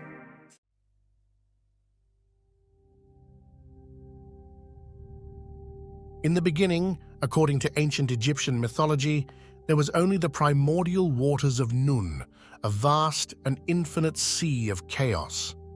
From this chaos emerged Atum, the first god, who willed himself into existence. Atum, embodying the power of creation, stood alone on the primeval mound, a symbol of land emerging from the waters. Desiring companionship, Atum created the first divine pair through an extraordinary act. He sneezed, and from his breath were born Shu, the god of air, and Tefnut, the goddess of moisture. This act of creation signifies the breath of life and the essential elements of air and moisture necessary for all forms of existence. Shu and Tefnut were not just siblings, but twin flames, embodying complementary forces. As the god of air, Shu represented the breath of life, the essence that animates and sustains living beings. Tefnut, as the goddess of moisture, represented the nourishing dew and rain that allowed life to flourish. Their union was the first step towards creating order from chaos, a theme central to Egyptian cosmology. Shu and Tefnut's offspring, Geb, the earth god, and Nut, the sky goddess, furthered this divine lineage, laying the foundations for the world as known to ancient Egyptians. One of the most crucial acts attributed to Shu is the separation of Nut, the sky, from Geb, the earth. In the beginning, Nut and Geb were locked in a tight embrace, preventing the creation of life. Atum commanded Shu to intervene and create space between them. With immense strength, Shu lifted Nut away from Geb, creating the expanse of the sky above and the solid ground below. This act was not merely a physical separation, but a profound cosmological event that established the structure of the universe. Shu's intervention allowed the sun to rise, stars to shine, and life to thrive on Earth. By holding the sky in place, Shu ensured the balance of Ma'at, the principle of cosmic order and harmony. This balance was crucial for the survival of both the gods and humanity, preventing the chaos of Nun from reclaiming the world. Shu's role as a stabilizing force made him indispensable in maintaining the order of the cosmos. Through this act, Shu became a symbol of stability and protection, embodying the life-giving breath of the wind and the clarity of light. His presence was invoked in rituals and prayers, ensuring that the delicate balance of nature was upheld and that chaos was kept at bay. One of the most recognizable symbols of Shu is the ostrich feather he wears on his head. This feather is not merely decorative, it is a profound symbol representing air and light, the very elements Shu governs. The ostrich feather is light and delicate, qualities that perfectly embody Shu's domain over air. In Egyptian culture, feathers were often associated with Mahat. Shu's feather signifies his role in maintaining this principle by creating and sustaining the space necessary for life and order. Another significant symbol associated with Shu is the Ankh, a hieroglyph that represents life. By holding the Ankh, Shu is depicted as a giver and sustainer of life, underscoring his essential role in breathing life into the world and maintaining the balance of the cosmos. The ostrich feather and the Ankh together encapsulate Shu's essence as a deity of air and light. They reflect his power to infuse the world with the breath of life and his duty to uphold the divine order. He is intrinsically linked to the elements of air, light, wind, and dry air. In ancient Egyptian belief, Shu was the invisible force that filled the space between the earth and the sky, the very air that people breathed. As the god of air, Shu was responsible for the wind and the dry air of the desert. The Egyptians recognized the vital importance of air for breathing and wind for cooling and drying, especially in their hot, arid climate. Thus, Shu was seen as a life-sustaining force, providing the essential elements for survival and comfort. As the father of Nut, the sky goddess, and Geb, the earth god, Shu's actions in separating them were crucial in establishing the world's structure. His twin sister Tefnut, goddess of moisture, complements his domain, together representing the balance of dry and wet elements. His association with light also ties him to Ra, the sun god, symbolizing the illumination of truth and clarity in both the physical and spiritual realms. Ancient Egyptian religious texts are a treasure trove of knowledge about their beliefs, rituals, and the pantheon of gods. Among the oldest of these texts are the pyramid texts and coffin texts, which provide fascinating insights into the role of Shu. The pyramid texts, inscribed on the walls of the pyramids of the Old Kingdom, are among the earliest religious writings in the world. In these texts, Shu is often invoked as a protective deity. For instance, in one passage, Shu is called upon to support the deceased king's ascent to the sky, ensuring a safe journey to the afterlife. The texts describe Shu's role in lifting the sky and maintaining the order necessary for the king to join the gods. Similarly, the coffin texts, which appear in the Middle Kingdom and were inscribed on coffins, continue to emphasize Shu's importance. These texts expand on the themes found in the pyramid texts, offering more personalized prayers and spells for the deceased. Shu is frequently mentioned as a guardian who protects the soul during its journey, using his breath to grant the deceased new life and ensuring they reach the afterlife. The Book of the Dead, a collection of spells and incantations designed to guide the deceased through the afterlife, also features Shu prominently. This text, used extensively during the New Kingdom, provided a detailed roadmap for the soul's journey to the afterlife, emphasizing the importance of divine protection and guidance. In the journey to the afterlife, one of the critical moments is the weighing of the heart ceremony, presided over by Osiris. While Shu is not directly involved in this scene, his role in maintaining the cosmic order is crucial. By supporting the sky and ensuring the balance of Maat, Shu creates the conditions necessary for the judgment to be fair and just. In one notable passage, Shu is depicted as lifting the sky to allow the deceased to see the light of the sun, god Ra, symbolizing enlightenment and the ultimate union with the divine. This act underscores Shu's role in providing clarity and guiding the soul towards eternal harmony. Shu's enduring legacy in ancient Egyptian mythology highlights the profound connection the Egyptians felt with the natural elements and their divine representations. As the god of air and light, Shu's influence was woven into the very fabric of daily life and the spiritual beliefs that guided the ancient Egyptians.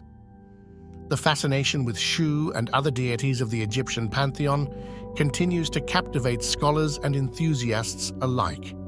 His role in maintaining cosmic order and his protective presence in the afterlife rituals underscore the deep reverence the Egyptians had for their gods and the intricate mythology they developed. The balance and harmony that Shu embodied continue to inspire and intrigue us, offering insights into the ancient civilization that revered him. Thank you for joining us on this exploration of Shu, the god of air and light.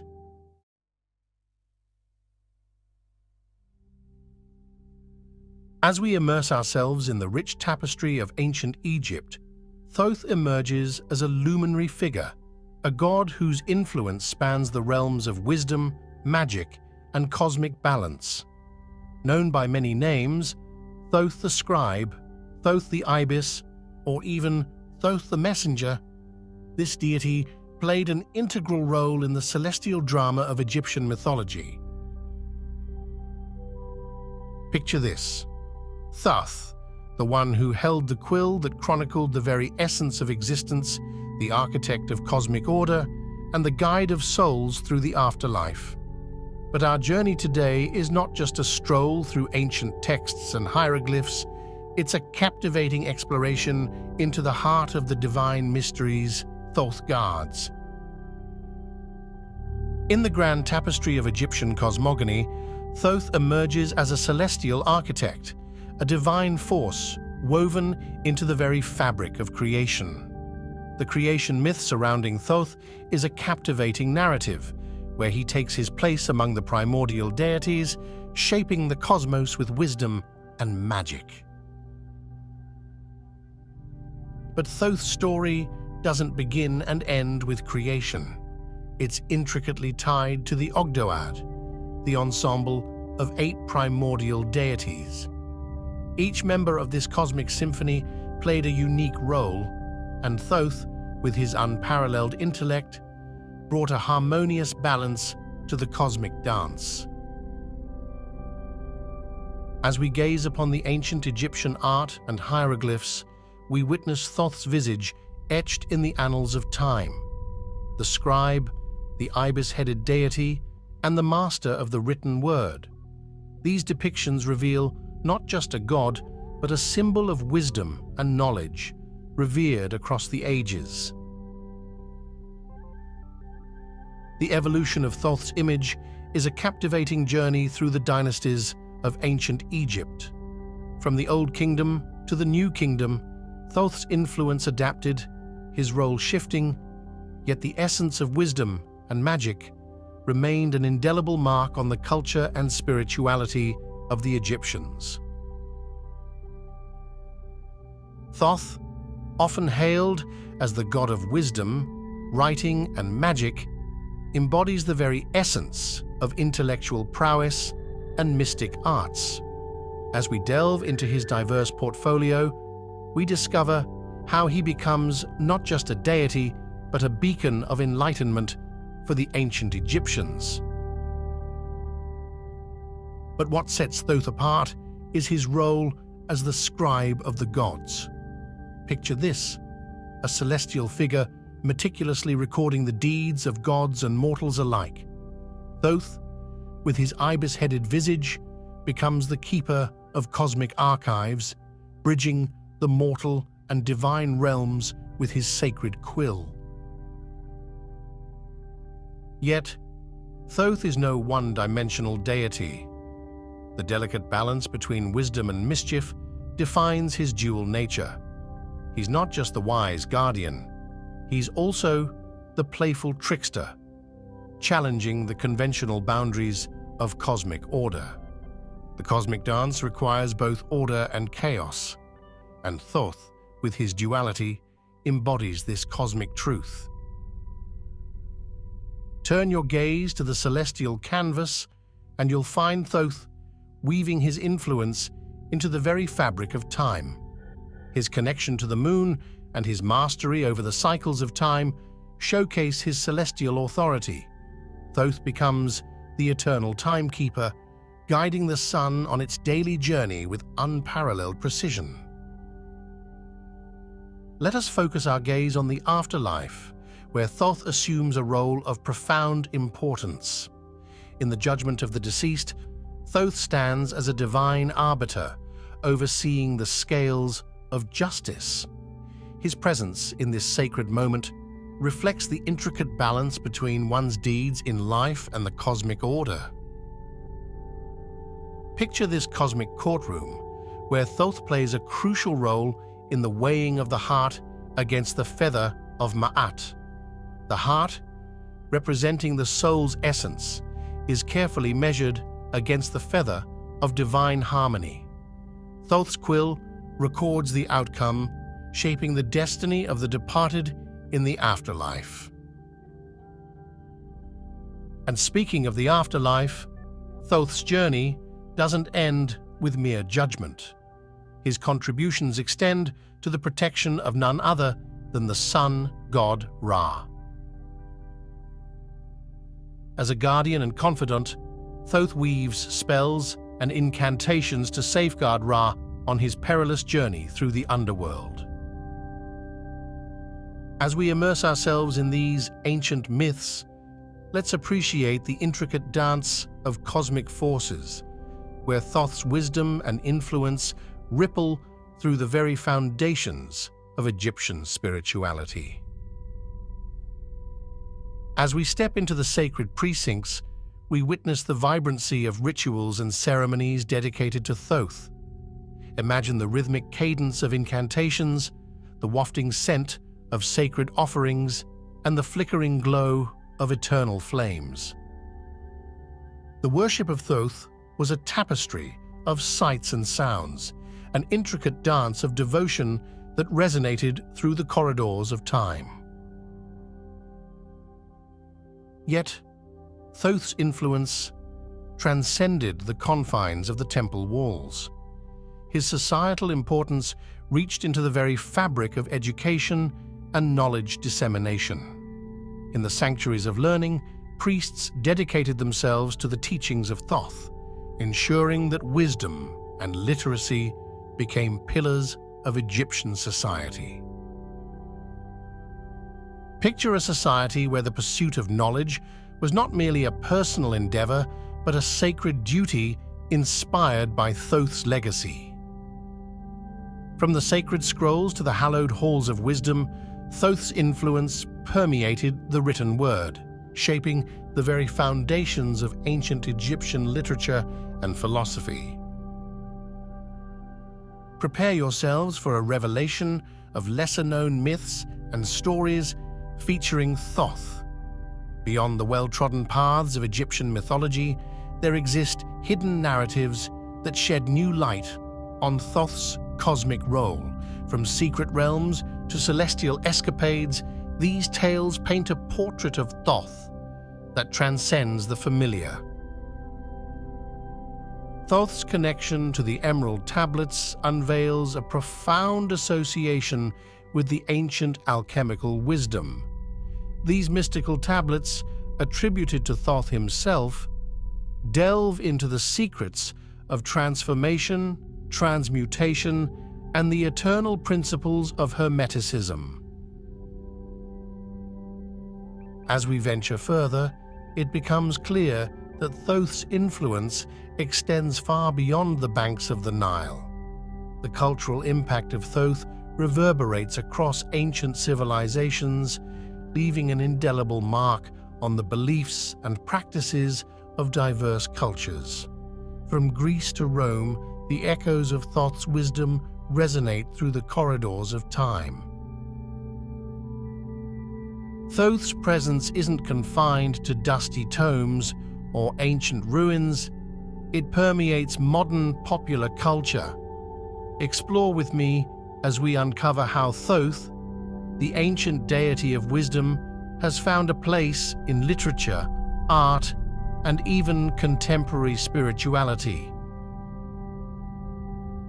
From books to movies, music to symbolism, Thoth's timeless allure continues to captivate hearts and minds. As we bring our exploration to a close, let's celebrate the enduring legacy of Thoth and the way his ancient wisdom continues to inspire and intrigue us in the 21st century. From the creation myths and his association with the Ogdoad to his role as the scribe of the gods, Thoth's significance in ancient Egyptian cosmogony is truly profound. The delicate balance between wisdom and mischief, his connection to the moon, and the timeless symbolism associated with him reflect the multifaceted nature of this divine figure. May the wisdom of Thoth illuminate your path, and may the echoes of his timeless legacy resonate in your hearts. In the pantheon of ancient Egyptian gods, one figure emerges as a symbol of chaos, a force that tested the very foundations of cosmic order. This deity, Apep, cast its shadow across the beliefs and rituals of the ancient Egyptians, leaving behind a legacy that echoes through the sands of time. Apep, also known as Apophis, serpent of chaos, embodies the eternal struggle between creation and destruction. Its significance in ancient Egyptian mythology is profound, as it symbolizes the constant battle to maintain Ma'at, the delicate balance that governed the universe. Through the annals of time, this serpent god has slithered through the pages of history, leaving behind tales of epic clashes with the sun god Ra and ceremonies designed to ward off its malevolent influence. In the realm of the ancient Egyptians, the belief system was not merely a collection of myths, but a guiding force that shaped their daily lives, rituals, and societal structures. At its core was a pantheon of gods, each playing a unique role in maintaining cosmic order, or Ma'at. Central to this divine caste was Apep, a serpent deity, whose presence was synonymous with chaos and destruction. Apep's role in the pantheon was distinct, challenging the very foundations of Ma'at and testing the resilience of order in the Egyptian cosmos. Imagine the pantheon as a delicate balance. On one side, gods associated with order, stability, and creation. On the other, Apep, a disruptive force that sought to unravel this harmony. Gods like Ra, Osiris, and Ma'at personified cosmic order, working tirelessly to keep chaos at bay. Ra, the powerful sun god, symbolized light and life, providing a stark contrast to Apep's shroud of darkness. Osiris, the god of the afterlife, represented the cyclical nature of existence, while Ma'at embodied the very balance that Apep sought to disrupt. Apep, also known as Apophis, is more than just a name. It is a thread woven into the fabric of ancient Egyptian mythology. Let us dive into the origins of this intriguing deity, exploring the alternative names that have echoed through the corridors of time. A serpent winding its way through the cosmic tapestry, disrupting the delicate balance upheld by gods like Ra, Osiris, and Ma'at. Apep's symbolism lies in its serpentine form, representing the chaotic forces that challenged the eternal dance of order and disorder. Let's turn our gaze to the epic battles between Apep and the sun god Ra, a clash of cosmic titans that unfolded daily in the realms of Egyptian mythology. These mythical confrontations weren't just tales of deities, they symbolized the eternal struggle between light and darkness, good and evil. Ra, the radiant sun god, embarked on a perilous journey through the underworld each night, facing the relentless onslaught of Apep, the serpent of chaos. These myths served as metaphors for the cyclical nature of day and night, reinforcing the constant tension between order and chaos. In the eyes of the ancient Egyptians, Apep wasn't merely a mythical creature, it was a formidable force that demanded respect and attention. We will explore how the Egyptians perceived Apep and the intricate rituals they devised to either appease or ward off this chaotic deity. Temples dedicated to Apep were sacred spaces where the devout sought to commune with the divine and gain protection from the serpent's malevolent influence. These ceremonies were not just rituals, they were a testament to the Egyptians' unwavering belief in the delicate balance between order and chaos. Imagine standing within the hallowed halls of a temple dedicated to Apep, surrounded by the rhythmic chants and incantations of priests and priestesses. These ceremonies were not mere performances. They were a collective effort to maintain Ma'at, the cosmic harmony threatened by Apep's presence. Archaeological excavations have unearthed a trove of artifacts offering glimpses into the fervent worship of Apep. Elaborate amulets, intricate carvings, and ceremonial tools provide us with tangible links to the spiritual practices that once unfolded in the shadow of this serpent deity. As we navigate through the remnants of the past, we uncover the profound connection between the people of ancient Egypt and their dedication to Apep. The artifacts speak of a civilization that sought divine protection, forging a spiritual shield against the chaos that loomed on the horizon. As civilizations evolve, so too do their belief systems. Apep, once a formidable force in the pantheon of Egyptian gods, experienced a subtle decline over time. The reasons behind this shift are multifaceted, with changing political landscapes and cultural dynamics playing pivotal roles. Political upheavals, the rise and fall of empires, and the emergence of new belief systems all contributed to the altering spiritual landscape of ancient Egypt. Apep, once a central figure in the cosmic drama, saw a diminishing role as societal values and priorities evolved. Yet, as deities often do, Apep underwent transformations in the face of changing times.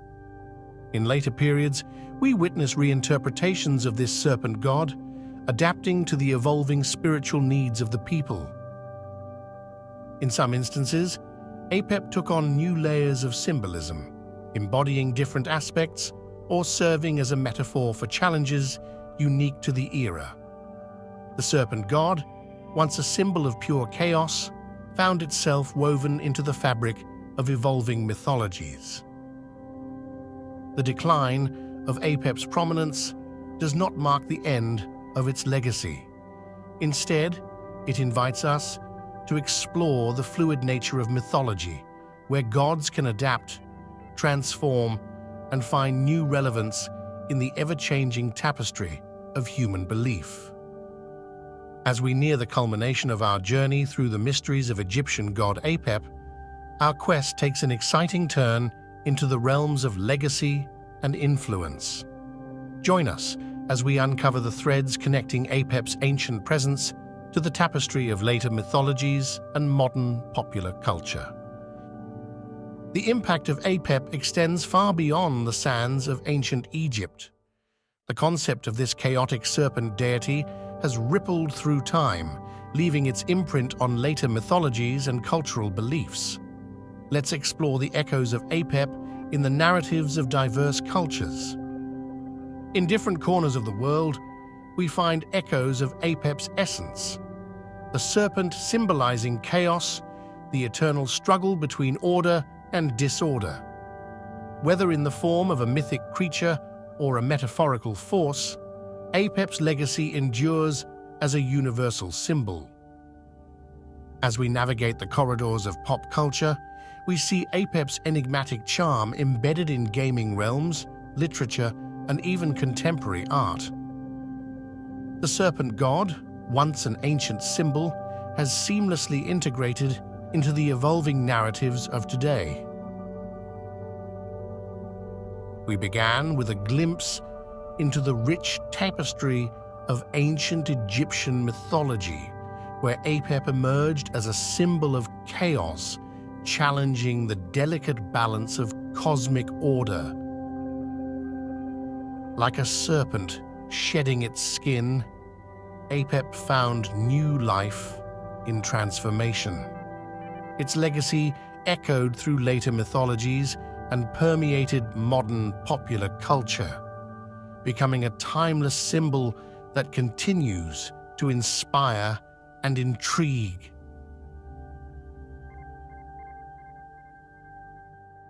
In the land of ancient Egypt, mythology wasn't just stories, but a sacred tapestry woven into the very fabric of society. At the heart of this mystical realm, we find goddess Nut. Nut, the goddess of the sky, is one of the most revered figures in Egyptian cosmology. Her name itself, Nut or Nui, signifies the vast expanse of the heavens. Her importance in ancient Egyptian culture cannot be overstated. She was the very embodiment of the cosmos, the overarching sky under which all life existed. Depicted as a woman whose body arches over the earth, Nut is often portrayed adorned with stars, symbolizing her connection to the celestial realm. Nut's significance goes beyond mere representation. She played a crucial role in Egyptian cosmology, where she was believed to swallow the sun each evening and give birth to it anew each morning. This cyclical journey of the sun symbolized the eternal cycle of life, death, and rebirth, a concept deeply ingrained in Egyptian religious beliefs. As we embark on our exploration of Nut's mythology, we'll uncover the layers of symbolism and meaning behind her divine presence, shedding light on the mysteries of ancient Egypt. Let us unravel the captivating world of Goddess Nut.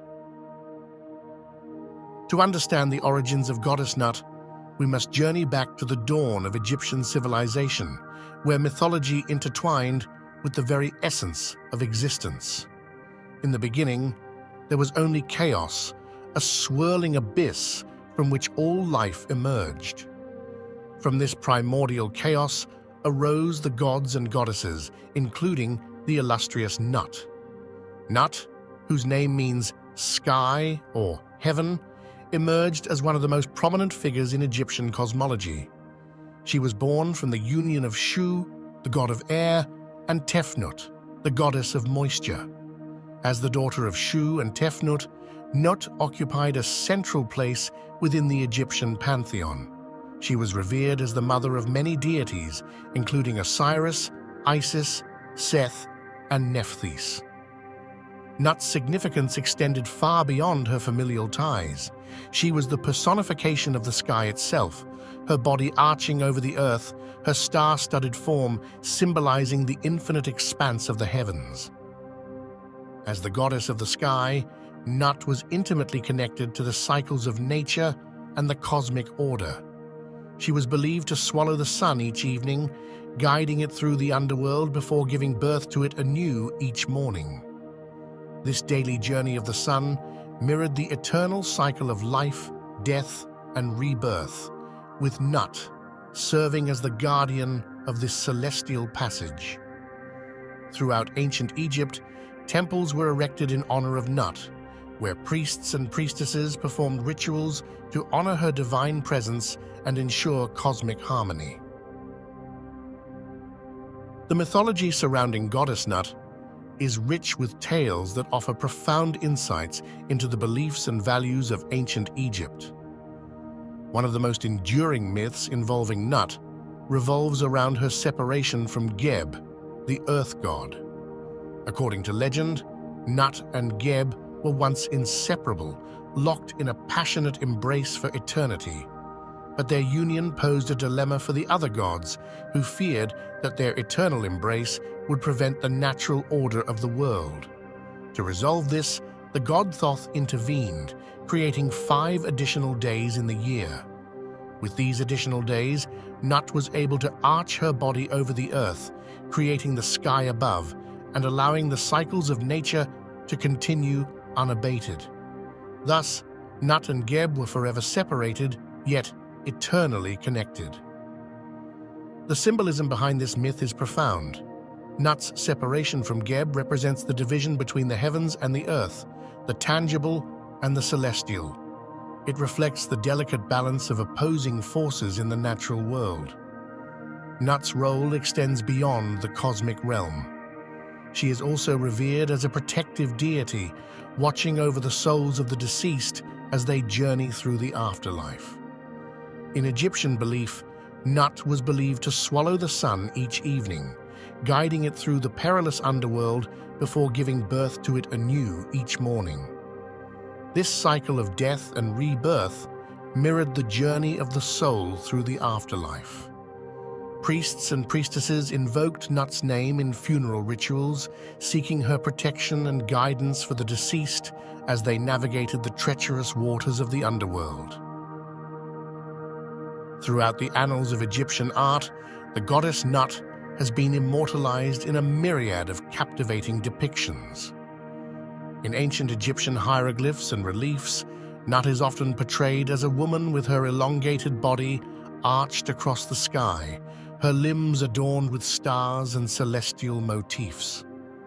This iconic imagery of Nut's arched form symbolizes her role as the overarching sky, embracing the earth and all of creation within her celestial embrace. The stars that adorn Nut's body are not merely decorative, but hold profound significance. They represent the souls of the departed, guided by Nut through the perilous journey of the afterlife. As Egyptian civilization flourished and evolved over millennia, so too did the representations of Nut.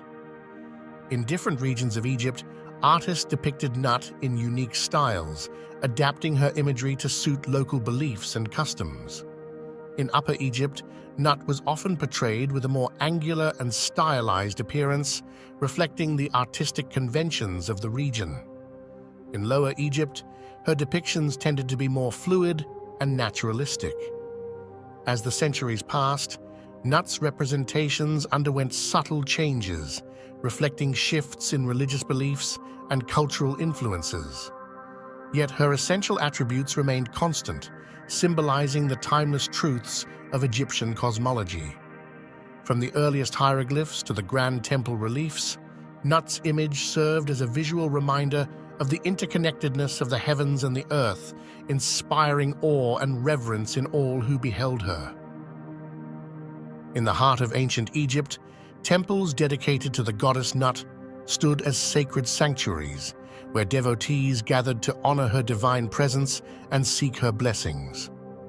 The cult worship of Nut was deeply ingrained in Egyptian society, with rituals, festivals, and ceremonies held throughout the year to pay homage to the revered goddess of the sky. Priests and priestesses played a central role in these religious observances, acting as intermediaries between the mortal realm and the divine. They meticulously performed rituals to ensure cosmic harmony and appease the goddess. One of the most significant festivals dedicated to Nut was the Feast of Nut, celebrated annually during the inundation of the Nile. This festival honored Nut's role in providing life-giving water to the land.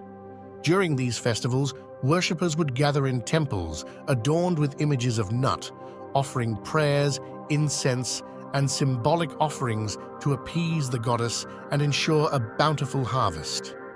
The temples dedicated to Nut served as sacred spaces where devotees could commune with the divine and seek guidance in times of need. These magnificent structures were adorned with intricate carvings and paintings depicting the goddess in all her splendor. Priests and priestesses dedicated their lives to serving Nut, conducting daily rituals to honor her divine presence and maintain cosmic order. They meticulously cared for the temples, ensuring that they remained pristine and sanctified. Offerings of food, drink, and precious treasures were made to Nut as tokens of devotion, symbolizing the reciprocity between the mortal realm and the divine.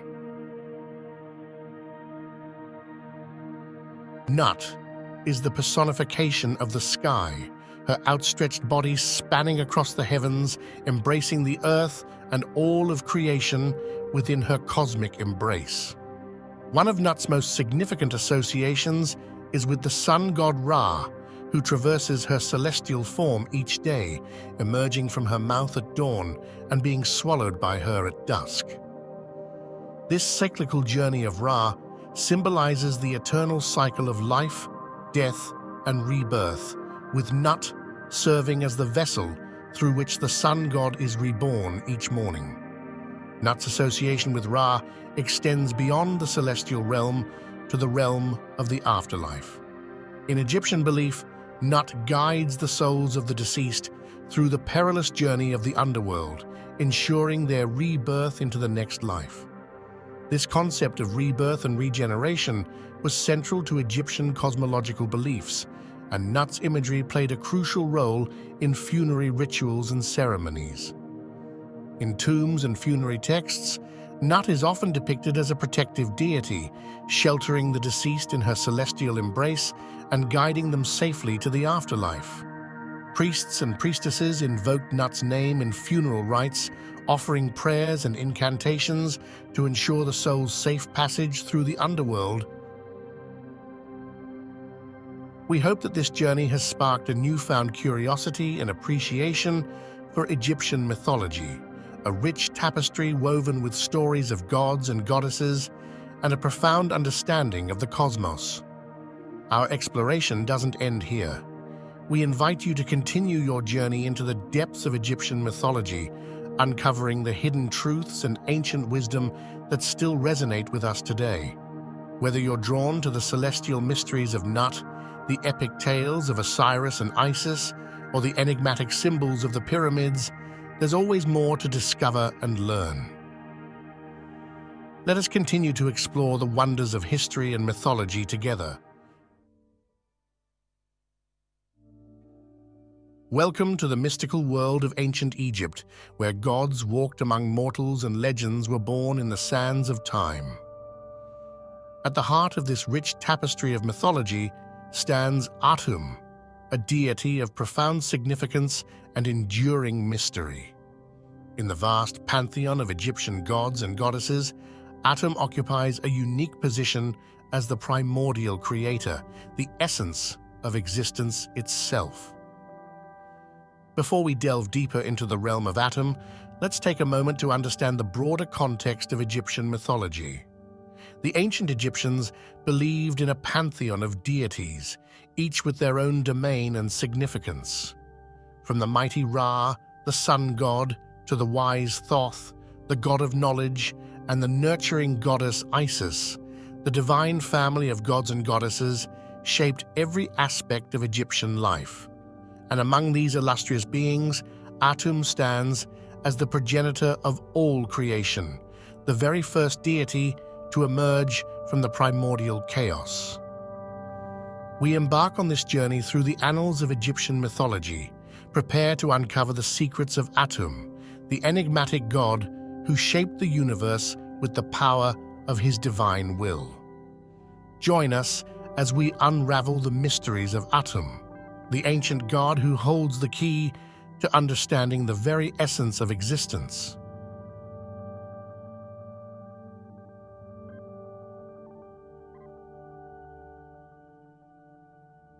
In the beginning, there was only the vast expanse of the primordial waters of Nun, the very essence of chaos and potentiality. From this boundless sea of creation emerged Atum, the god of beginnings and the ultimate creator deity of ancient Egypt. Atum is unique among the Egyptian gods, for he is not born of another deity, nor does he arise from any external force. Instead, Atum is self-created, the embodiment of the creative force inherent within the universe itself. Throughout Egyptian mythology, Atum is often depicted as a god with dual aspects, representing the duality of creation and destruction, life and death. As the self-created god, Atum holds the power to shape reality according to his divine will, bringing order out of chaos and giving rise to the world as we know it. From the earliest days of Egyptian civilization, Atum was revered as the primordial force from which all life sprang forth, the very embodiment of creation itself.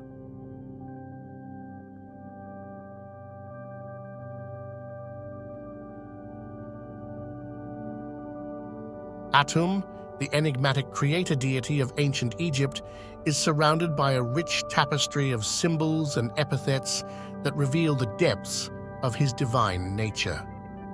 Chief among these symbols is the Ankh, the ancient Egyptian hieroglyph representing life and immortality. Atum, as the creator of all life, holds the power to grant eternal existence to those who worship him. The sun disk, or Aten, is another emblem closely associated with Atum, symbolizing his role as a solar deity and the source of all light and warmth in the world. The scepter, or was, is a symbol of authority and divine power, often wielded by Atum as a sign of his dominion over the universe and its inhabitants. In addition to these symbols, Atum is also known by a variety of epithets that speak to his multifaceted nature. Titles such as the Complete One and Lord of the Two Lands underscore his status as the ultimate source of all existence and the ruler of both Upper and Lower Egypt. Perhaps most significant of all is Atum's association with the sun, the celestial body that illuminates the world and sustains all life upon it. As the sun rises and sets each day, so too does Atum symbolize the eternal cycle of creation and renewal, guiding humanity on its journey through the endless expanse of time.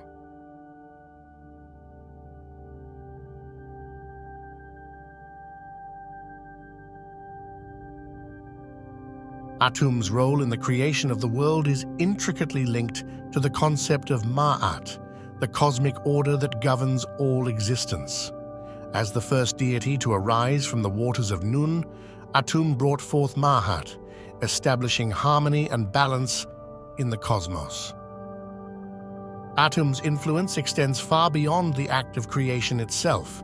He is intimately connected to other major Egyptian deities, each playing a distinct role in the cosmic drama. Atum's association with Ra, the sun god, highlights his solar aspect, representing the life-giving power of the sun and its role in sustaining life on Earth. Similarly, Atum's connection to Osiris underscores his role as the divine judge of the dead, guiding souls on their journey through the afterlife and ensuring cosmic justice. As we contemplate Atum's vast cosmic influence, it becomes clear that he is more than just a creator deity. He is the embodiment of the eternal cycle of creation, preservation, and renewal.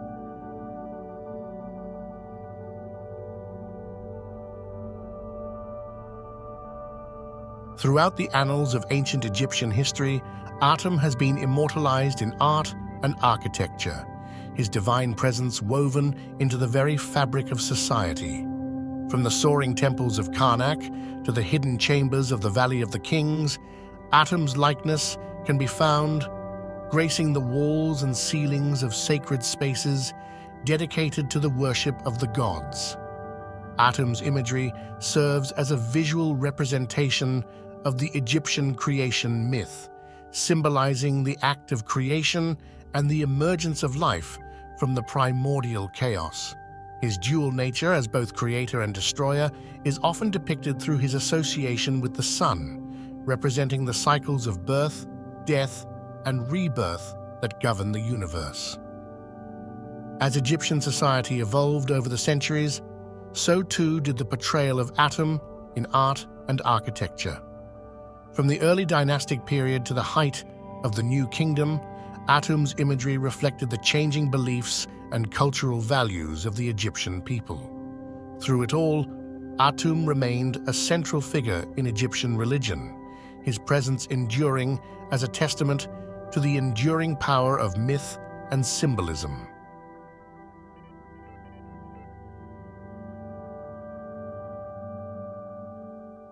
In the heart of ancient Egypt, the cult of Atum flourished, drawing devotees from far and wide to worship at his sacred temples and partake in rituals that honored the divine creator.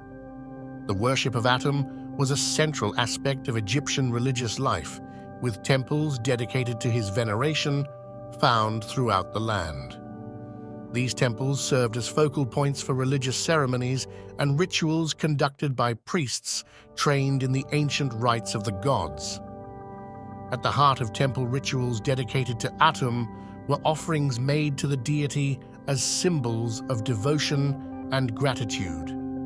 Food, drink, and precious goods were presented to Atum as tokens of reverence, believed to ensure his favor and blessings upon the worshippers.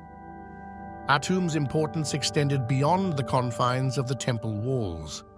He was also intimately connected to funerary rites and beliefs about the afterlife. In Egyptian mythology, Atum played a crucial role in the journey of the soul after death, guiding the deceased through the perilous realm of the underworld to reach the eternal paradise of the Field of Reeds. The worship of Atum encompassed both the celebration of life and the reverence for death, reflecting the cyclical nature of existence and the eternal quest for spiritual transcendence.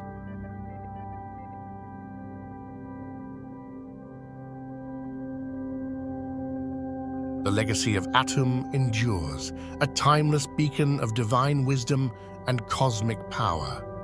Throughout millennia of Egyptian history, Atum has remained a central figure in the pantheon of gods, revered as the ultimate creator and sustainer of life. Atum's influence extends far beyond the borders of ancient Egypt.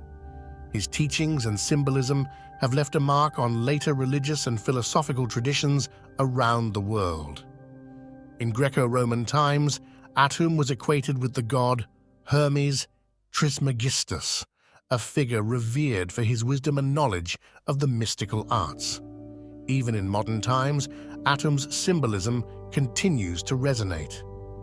From his role as a symbol of creation and renewal to his embodiment of cosmic order and balance, Atum remains a source of inspiration and contemplation for those who seek to understand the mysteries of existence.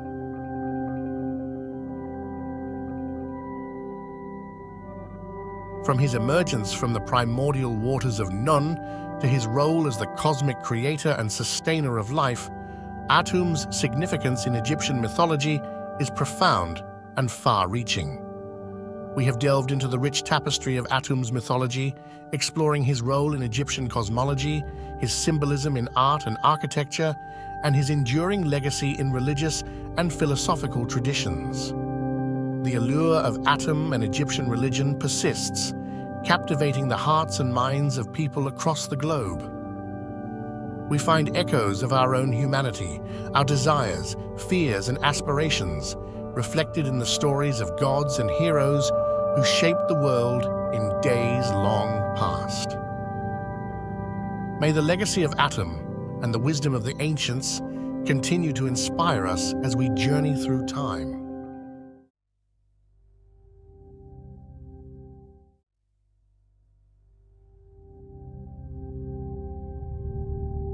Welcome to the cradle of civilization, where the sands of time whisper tales of gods and goddesses. Our journey begins amidst the captivating visuals of ancient Egyptian art, a tapestry of symbols that unravels the mysteries of a bygone era. The language of the ancients, an intricate dance of symbols that adorn the walls of temples and tombs. Each stroke, each curve tells a story. Today, we focus our gaze on a figure whose tale resonates through the ages. the mighty god Ptah.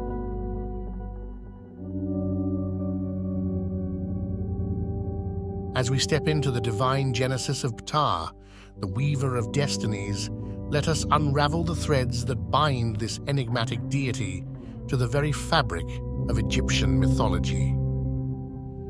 Ptah, a divine architect and creator, held a paramount role in the Egyptian pantheon. Within the divine ensemble known as the Ennead, Ptah took center stage, shaping the very essence of creation. In the sacred tapestry of creation myths, Ptah played a pivotal role. Known as the noble Jed, Ptah's creative energies brought forth the elements that formed the world as the ancient Egyptians knew it. Ptah, a deity of multifaceted wisdom and creative prowess, boasts unique attributes and symbols that distinguish him within the pantheon.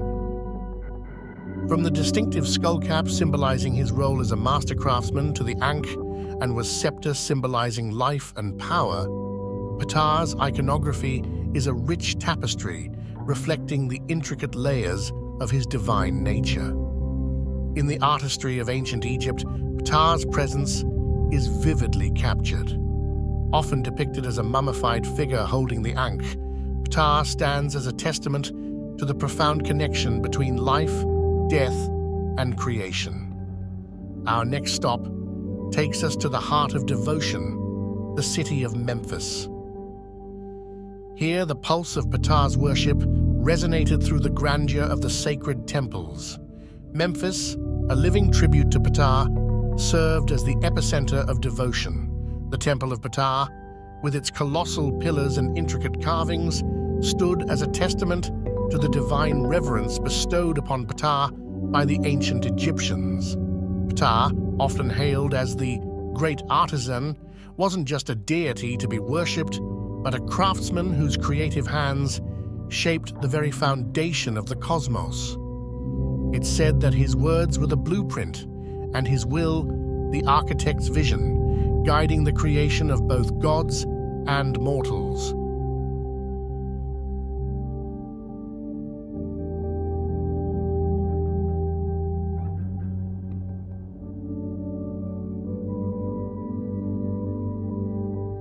Ptah, the divine artisan, is intricately woven into the very fabric of Mahat, the cosmic order that governs the universe.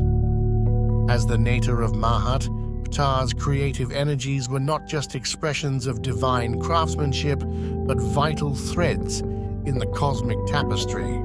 His every action, every stroke of creation, echoed the harmonious balance that Maat demanded. Ptah, the opener of the ways, the noble Jed, each title bestows upon him a unique facet of power and wisdom. From the architect of the cosmos to the guardian of life's journey, Ptah's titles resonate with the grandeur of his multifaceted existence. Beyond the visual tapestry, Ptah's essence is etched into the sacred texts and hymns of ancient Egypt. In the hallowed words of the priests, Ptah's greatness was praised. In the echoes of hymns, his name reverberated through the sacred corridors. Today, we unveil the wisdom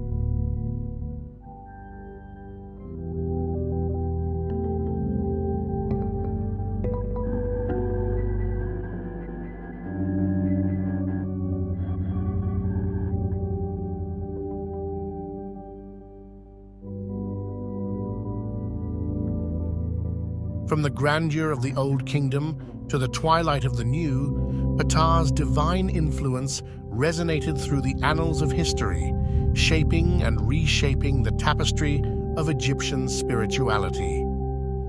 In the golden era of the Old Kingdom, Ptah's prominence was unmistakable, his wisdom guiding the hands of builders and artisans. As dynasties rose and fell, Ptah's divine essence endured, adapting to the changing currents of Egyptian belief. Ptah, the eternal muse of creation, not only shaped the spiritual landscape, but left an indelible mark on the very soul of Egyptian civilization. In the bustling streets of ancient cities, Ptah's name echoed through the air, whispered in reverence by artisans and laborers alike.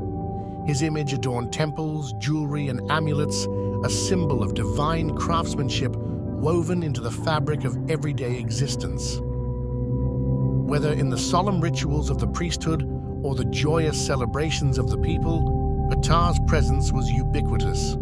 From birth to death, his guidance was sought, his blessings invoked in every momentous occasion. Behold, the sanctuaries raised in honor of Ptah, where the divine and earthly converged in architectural marvels that stood the test of time. From the colossal temple of Ptah in Memphis to the remote sanctuaries nestled along the Nile, each temple was a testament to the devotion and craftsmanship inspired by Ptah. The statues erected in his honor captured not only his divine essence, but also the artistic prowess of the Egyptian people. In the sands of Egypt, archaeologists unearthed a relic that unveiled a forgotten aspect of Ptah's worship, a hidden chamber where artisans once gathered to craft sacred artifacts in the deity's honor.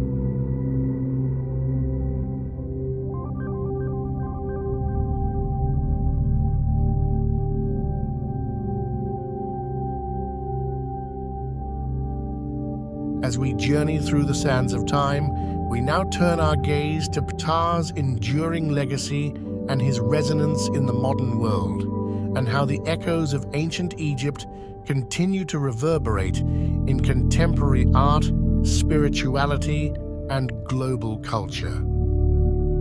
Ptah's influence extends far beyond the temples of ancient Egypt, permeating the realms of contemporary art and popular culture. Artists and authors draw inspiration from his wisdom and craftsmanship, weaving his essence into the fabric of their narratives. In the tapestry of modern spirituality, Ptah's name still resonates, celebrated in festivals and gatherings around the world. From the towering obelisks of New York City to the bustling streets of Tokyo, Ptah's image adorns museums, galleries, and cultural landmarks, captivating audiences with the allure of ancient Egypt. The international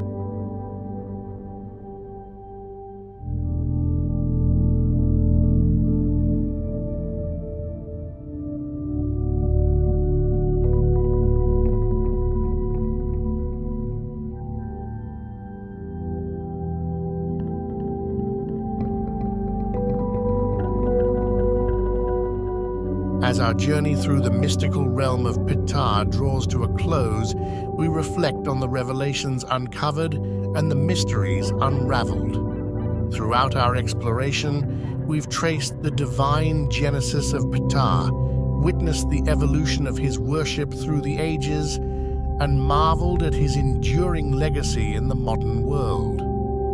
From the sacred temples of ancient Egypt to the global stage of contemporary culture, Ptah's presence remains a testament to the enduring mystique of Egyptian mythology. In Ptah, we find not just a deity, but a guiding force, a beacon of creativity, balance, and eternal wisdom. As we journey onward, may the echoes of Ptah's legacy continue to inspire and illuminate our path. As we bid farewell to Ptah's mystical realm, I leave you with a tantalizing thought. Our journey through ancient civilizations and mythology has only just begun. We start with the birth and upbringing of Horus, a god whose existence is shrouded in myth and symbolism. According to ancient Egyptian mythology, Horus was born to the divine couple, Osiris and Isis. His birth was no ordinary event, as it marked the continuation of the eternal cycle of life, death, and rebirth. The myth tells a tragic tale of Osiris, the god of the afterlife, who was murdered by his jealous brother Set. In her grief, Isis, the goddess of magic and motherhood, tirelessly sought to resurrect Osiris. Through her magical prowess, she conceived Horus. Horus's parentage is a crucial aspect of his mythic identity. Osiris symbolizes the cycle of life, death, and resurrection, while Isis represents the nurturing and protective aspects of motherhood. Isis, in her maternal devotion, played a vital role in protecting and nurturing Horus, ensuring his safety and preparing him for his divine destiny. Horus is often depicted with the head of a falcon, a symbol laden with significance. The falcon, soaring high above, embodies divine kingship, keen vision, and swiftness, qualities attributed to Horus. The falcon-headed deity represents not just a god, but a divine protector and a symbol of justice. His vigilant gaze, like that of a falcon, oversees the world, ensuring balance and order in the cosmic scheme of things. In the early dynastic period, Horus was primarily associated with kingship and protection. He was revered as a deity guiding pharaohs in their divine rule, symbolizing the rightful heir to the throne. As the Old Kingdom unfolded, the myth of Horus solidified, emphasizing his role as the divine protector of the pharaoh and the guarantor of Ma'at, the ancient Egyptian concept of cosmic order. With the Middle Kingdom came a shift in the representation of Horus. He became more accessible to the common people, transcending his association solely with the pharaoh. During the New Kingdom, the attributes of Horus expanded. He was not only a guardian, but also associated with the sun god Ra, embodying both the celestial and earthly realms. As Egypt experienced foreign influences, Horus's myth adapted to the changing political landscape. The late period saw a resurgence in Horus's role as a nationalistic symbol, rallying the people against foreign rule. Regional variations in the worship of Horus became more pronounced during this time, with different cults emphasizing specific aspects of his mythology based on local beliefs and needs. Horus was not merely a distant deity, he was intimately linked with the earthly ruler, the pharaoh. The falcon god served as a divine patron, guiding and safeguarding the mortal king in his earthly endeavors. The association with Horus bestowed upon the pharaoh a divine legitimacy, reinforcing the belief that he was chosen and protected by the gods to rule over Egypt. The concept of the pharaoh as the living embodiment of Horus on earth was a central tenet of ancient Egyptian belief. The monarchs were seen as the earthly representatives of the divine falcon. The pharaoh, donning the regalia associated with Horus, was tasked with upholding Ma'at, the cosmic order. In doing so, they ensured the prosperity and balance of the kingdom. The great pharaoh Khufu, builder of the iconic Great Pyramid, was believed to be under the protective wing of Horus during his rule. Another notable example is Ramses II, often referred to as Ramses the Great. His many military victories were attributed to the divine guidance of Horus, solidifying the deity's role in shaping the fate of Egypt. At the heart of Horus's symbolism lies the Eye of Horus, an iconic symbol of protection, healing, and spiritual insight. The eye, often depicted as a stylized falcon's eye, served as a powerful amulet and talisman. Each part of the Eye of Horus held a distinct meaning. The eyebrow represented thought, the pupil symbolized sight, and the teardrop stood for healing and protection, a cosmic blueprint for balance and well-being. The falcon, a majestic bird soaring through the skies, became synonymous with Horus. As the symbol of divine kingship, the falcon embodied qualities such as keen vision, swiftness, and vigilance. Horus, with his falcon head, represented a powerful and benevolent force, overseeing the world with a watchful gaze. The symbolism of the falcon extended beyond the divine to influence the cultural identity of ancient Egypt. Horus, with outstretched wings, symbolized protection and divine intervention. The wings, often depicted on statues and reliefs, reinforced the deity's role as a guardian.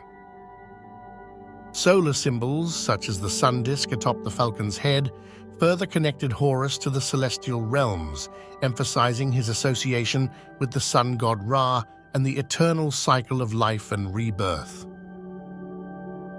Over the centuries, the depiction of Horus evolved, reflecting the changing cultural and religious landscape. Artists captured the god's essence in diverse poses, emphasizing his role as a protector and divine ruler. One of the most magnificent tributes to Horus stands proudly in the city of Edfu, the Temple of Horus. This grand structure, built during the Ptolemaic period, is a living testament to the enduring worship of the falcon god. The Temple of Edfu is adorned with intricate reliefs and statues depicting Horus's mythological battles and triumphs. Its grandeur and detailed craftsmanship make it one of the best-preserved temples in Egypt. Beyond the grand temples, statues and monuments dedicated to Horus dotted the Egyptian landscape. These sculptures, often depicting the god in regal attire, reinforced his association with divine kingship. Notable among these is the colossal statue of Horus at the Temple of Kom-Ombo, where the god is depicted with a double crown, symbolizing his dual role as both a regional and national deity. From his celestial birth to the enduring symbolism of the Eye of Horus, we witness the layers of myth and meaning that defined Horus as a guardian, a symbol of divine kingship, and a celestial force overseeing the cosmic order.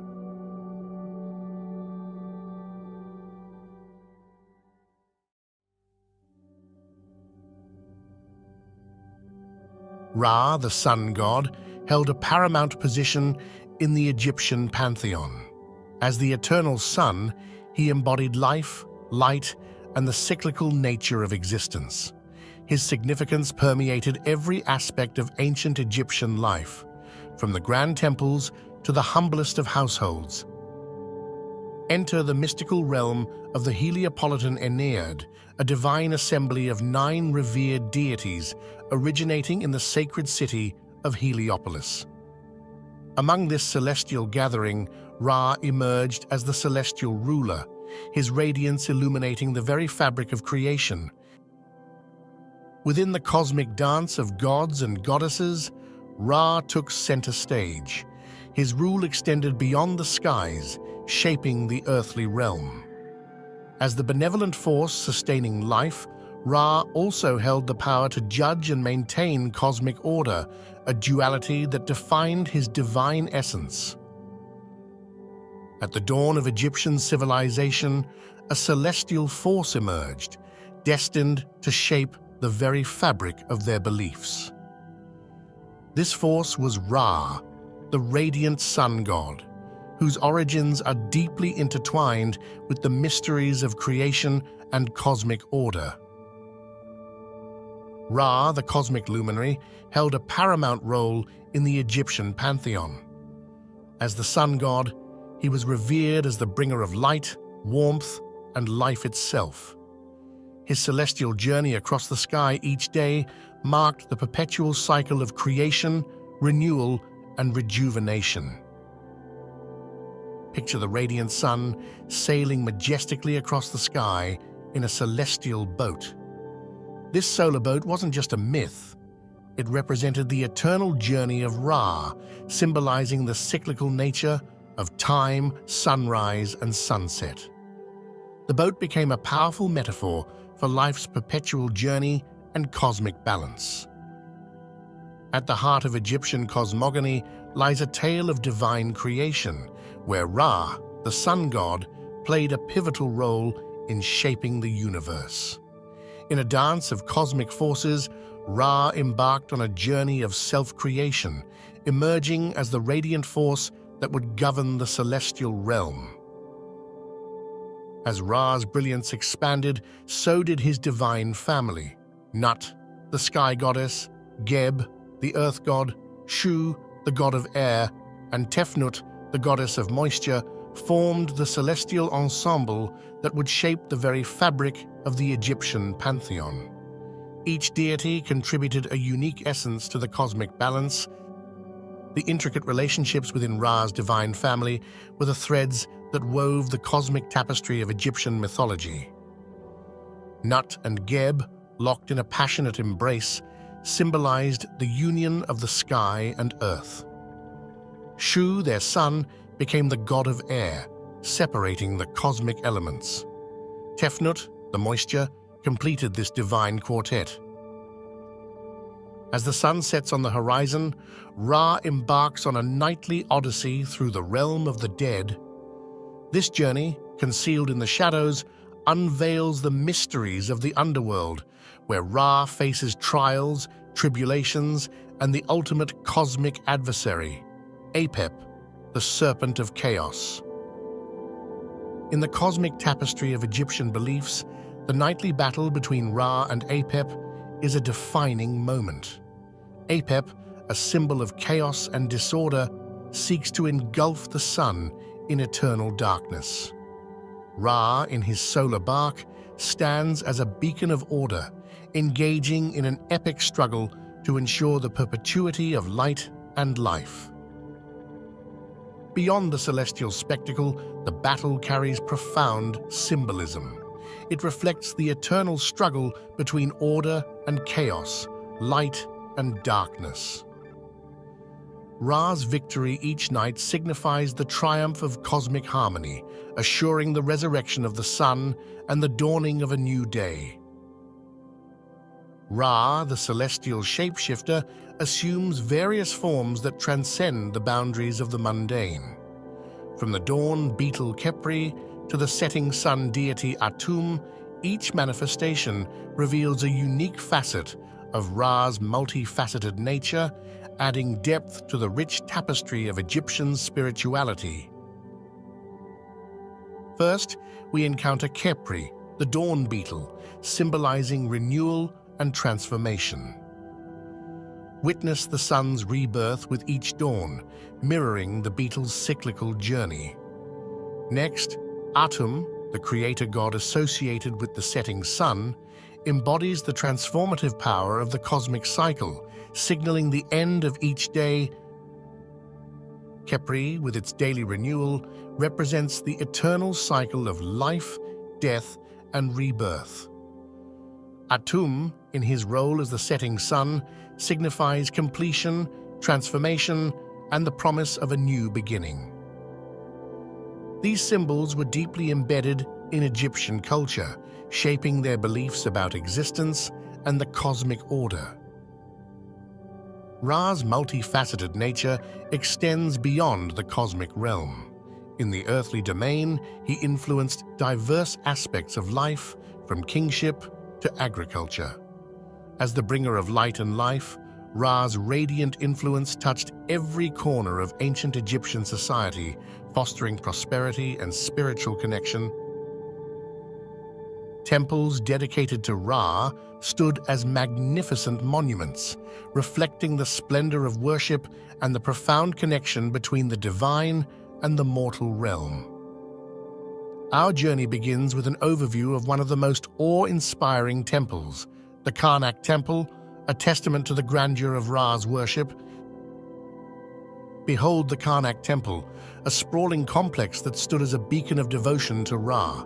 Its colossal pylons, hypostyle halls, and sacred precincts bore witness to the fervent worship and rituals dedicated to the sun god.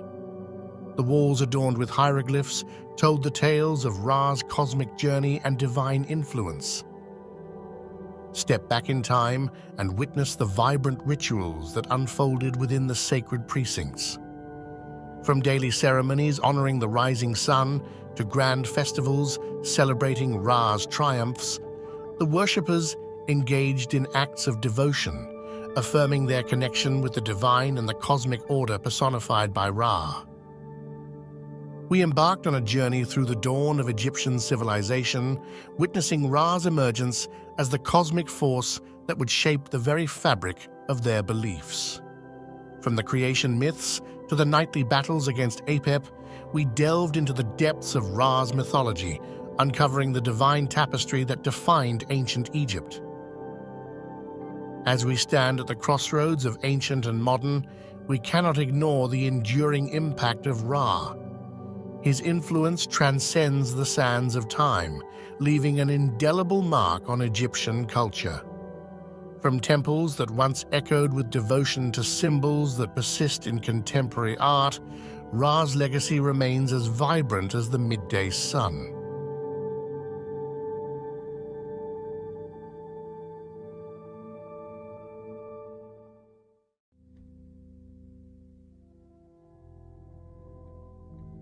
Osiris, the illustrious god of the afterlife, fertility, and rebirth, was not born of mortal unions, but from the celestial embrace of two powerful deities, Nut, the sky goddess, and Geb, the earth god.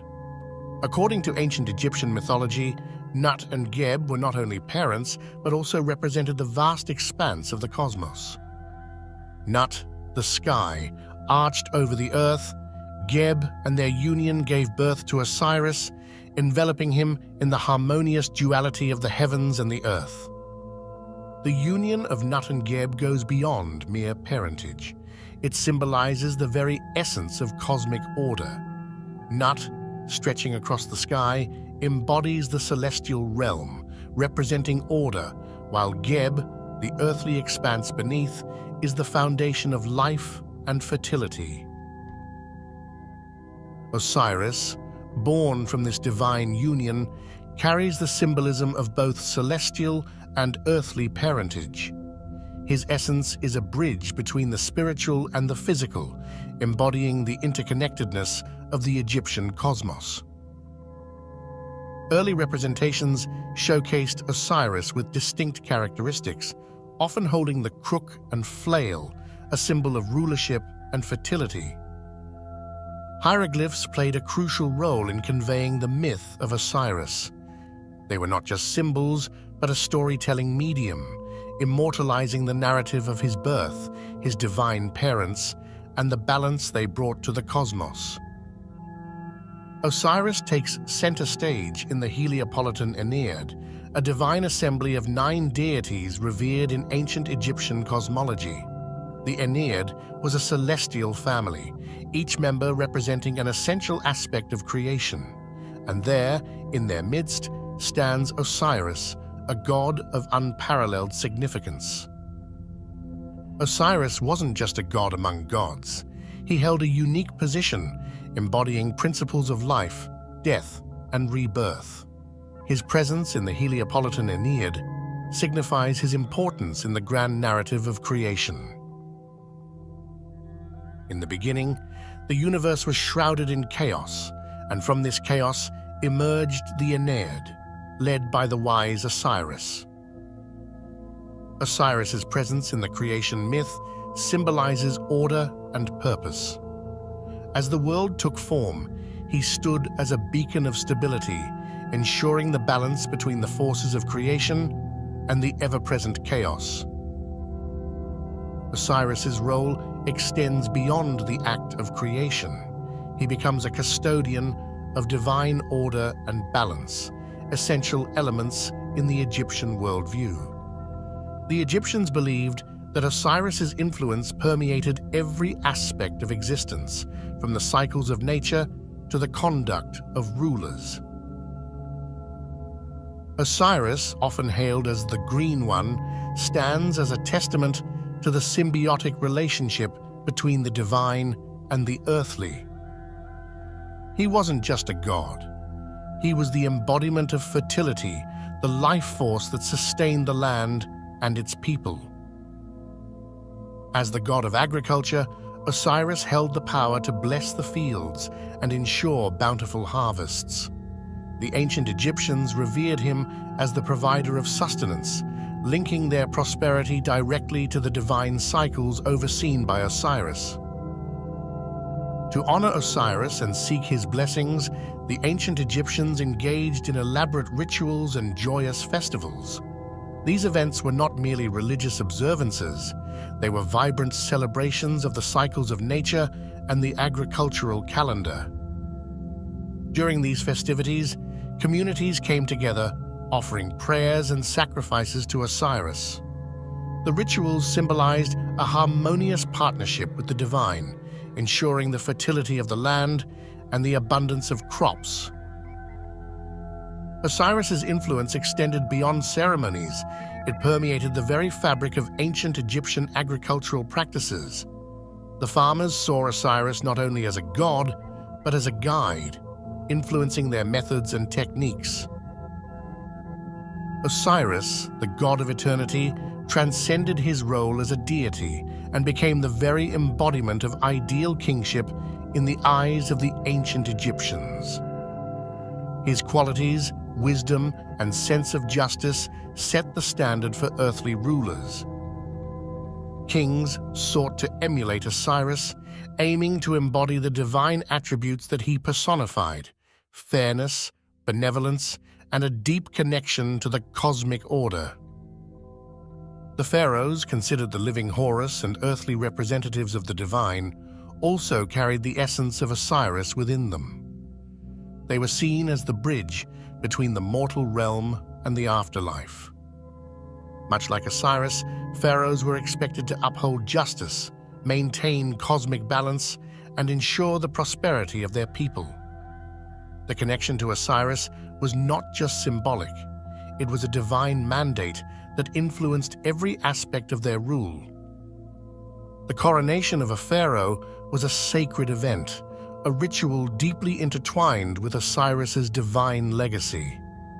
The ceremony wasn't just about political ascension, it was a spiritual affirmation of the pharaoh's connection to the divine order. During these rituals, the pharaohs received symbols and regalia associated with Osiris, signifying their divine mandate to govern with wisdom and justice. The rituals reinforced the belief that Osiris's spirit guided the pharaohs in their earthly duties. The Assyrian myth, a cornerstone of Egyptian cosmology, is a tale that resonates across the ages. It begins with Osiris, a god revered for his wisdom and benevolence, but his journey takes a dark turn. Osiris, in all his glory, falls victim to the treacherous plot of his own brother Set. The narrative becomes a profound exploration of cosmic balance, disrupted by jealousy and betrayal. Set, consumed by envy and ambition, orchestrates a deceitful plot that leads to Osiris's tragic demise. In an act of betrayal, Osiris is entombed in a coffin and cast into the Nile, symbolizing the ebb of life and the inevitability of mortality.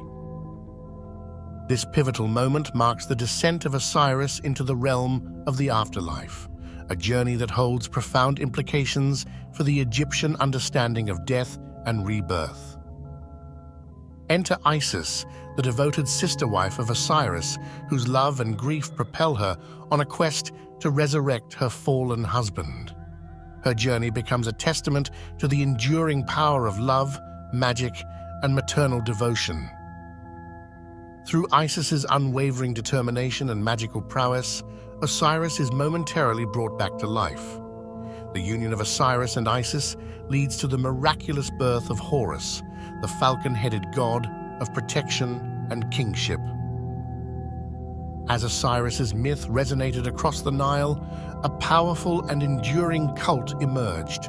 The worship of Osiris transcended regional boundaries, capturing the hearts and minds of Egyptians from all walks of life. From the bustling cities to the tranquil villages, the reverence for Osiris became a unifying force, a shared spiritual journey that connected the diverse tapestry of ancient Egyptian society. To honor Osiris, majestic temples and sacred sites rose across the Egyptian landscape like monuments of devotion. These architectural marvels were not just places of worship, but gateways to the divine, where the presence of Osiris was felt profoundly. Temples dedicated to Osiris, such as the renowned Temple of Abydos, became focal points for pilgrims seeking spiritual enlightenment, solace, and a connection to the God of eternity. Pilgrimages, sacred journeys undertaken by devout followers, played a crucial role in the cult of Osiris. These pilgrims traversed the ancient Egyptian landscape, seeking proximity to sacred sites imbued with the divine essence of Osiris. The spiritual significance of Osiris varied across regions, with unique rituals and traditions evolving.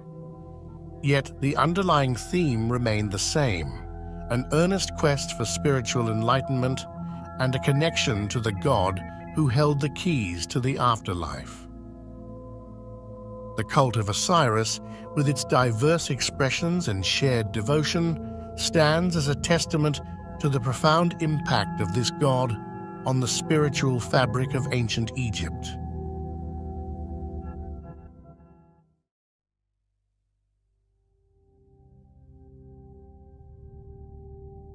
Among the pantheon of gods and goddesses, one enigmatic deity stands out. Set, the god of chaos and disorder, has woven his essence into the fabric of Egyptian mythology. His story, like the shifting sands beneath our feet, holds secrets and surprises that have echoed through the corridors of time. In the shadowy corridors of Egypt's mythic past, Set emerges as a figure shrouded in antiquity. Our journey begins with the origins of this intriguing deity. Set's early appearances in Egyptian mythology are as elusive as the shifting sands themselves. Descriptions and tales from ancient texts paint a picture of a deity both revered and feared. Set's intricate relationships within the divine pantheon are unveiled as we delve into his connections with deities such as Osiris and Isis. The cosmic dance of alliances and conflicts shapes the very essence of Egyptian mythology. Behold the visage of Set, an amalgamation of the divine and the animalistic. Hieroglyphics and artifacts reveal his distinctive form, an animal-headed god with the symbolic Set animal, an iconography that resonates through the epochs. Our exploration takes us into the heart of cosmology and creation myths. Set's role in shaping the very foundations of existence is unveiled as he becomes a pivotal force in the grand tapestry of the Egyptian cosmos.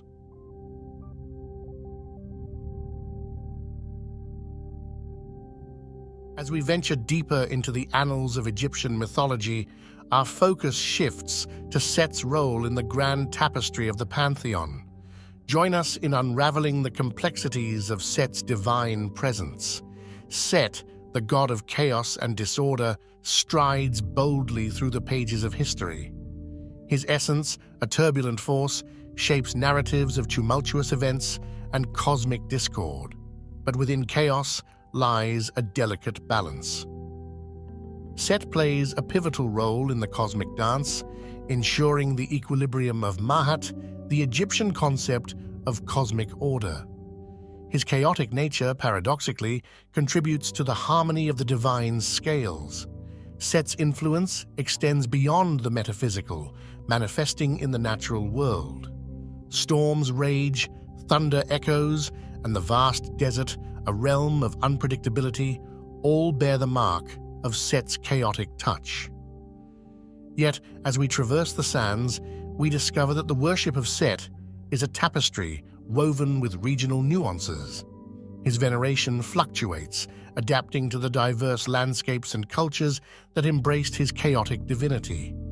Over time, the perceptions of Set transform, evolving with the ebb and flow of history. The expressions of devotion to this deity take on unique hues, mirroring the varied landscapes that echoed with the footsteps of his followers. From the tumultuous storms to the serene desert winds, Set's enigmatic presence weaves through the very fabric of Egyptian spirituality. Our expedition into the mystique of Set takes a compelling turn as we delve into the controversies that shroud this deity. Join us as we unravel the intricate threads of Set's involvement in pivotal myths. At the heart of intrigue lies Set's central role in the Osiris myth, a tale of murder, betrayal, and resurrection. Explore with us the tumultuous narrative that binds Set to the fate of Osiris. Set, a figure of paradoxes, is often cast as a trickster in the divine drama. Today, we analyze the controversial aspects of Set's character, a deity whose actions blur the lines between chaos and cosmic order. The cosmic stage witnesses the clash of titans as Set and Horus engage in an infamous battle of gods. We unfold the pages of this timeless rivalry, exploring the motivations and consequences of their divine conflict. In the galleries of ancient art, we encounter Set in diverse forms, a benevolent protector and a malevolent force. These depictions mirror the complexity of his essence, revealing a deity whose nature defies simplistic categorization. From guardian to adversary, Set's duality captivates the artist's brush, leaving us to ponder the multifaceted facets of his character. Join us as we navigate the artistic tapestry that unveils Set's enigmatic nature, a character woven with threads of controversy and contradiction.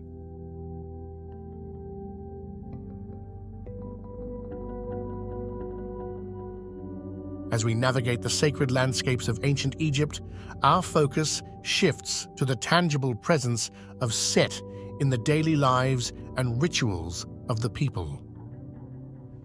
Join us on this expedition into the heart of devotion and ceremony. Set, the god of chaos and creation, held a significant place in the religious ceremonies of ancient Egypt. His presence permeated the rituals, a force invoked to bring blessings, protection, and perhaps a touch of the unpredictable. Temples dedicated to Set stood as monuments to divine reverence. Today we explore the echoes of these once grand structures, where the faithful gathered to pay homage to the enigmatic god. Offerings and prayers, like whispers in the desert wind, were directed to Set. Join us as we uncover the artifacts and relics that speak of the devotion expressed through these sacred acts, a testament to the intricate relationship between mortals and the divine. The priesthood dedicated to Set held a unique role in the religious tapestry of ancient Egypt. Their practices, a blend of mysticism and tradition, played a crucial part in maintaining the connection between the mortal realm and the chaotic forces embodied by Set. From sacred chants to elaborate ceremonies, the practices of Set's priesthood were as diverse as the landscapes that surrounded them. Today, we piece together the fragments of these ancient rituals, attempting to decipher the language of devotion spoken to the god of chaos.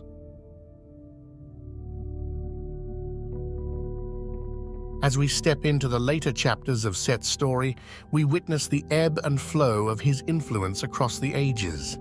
Join us in exploring the legacy and modern reinterpretations of the god of chaos. The New Kingdom marked a pivotal period, and with it came a shifting tide in the pantheon's popularity. Set, once a prominent figure, experienced a decline as the dynamics of worship evolved. What led to this transformative moment in the deity's journey? Fast forward to the present day, where Set's ancient spirit resonates in unexpected ways. Explore with us the realms of literature, pop culture, and modern spirituality as Set finds new life in the imaginations of artists, writers, and seekers. The god of chaos, once confined to the pages of history, now strides boldly into our modern consciousness. Discover the myriad faces of Set in contemporary tales, art, and even spiritual practices that draw inspiration from the ancient. But what about the lasting impact? As we navigate the landscapes of Egyptian and global cultural heritage, we examine how Set's presence endures in the collective imagination.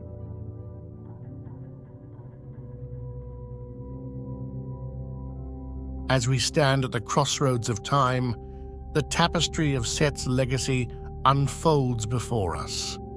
From the ancient scrolls to the canvases of today, the god of chaos has woven himself into the very fabric of our exploration. Each stroke of the artist's brush, every carefully carved hieroglyphic, tells a tale of a deity who defies simple definition. Set, with his duality and controversy, continues to captivate and mystify, leaving an indelible mark on the sands of history. As we conclude our expedition into the mysteries of Set, we invite you to carry the spirit of chaos and creation with you. Let his enigma linger in your thoughts, a reminder that the ancient world holds secrets waiting to be discovered.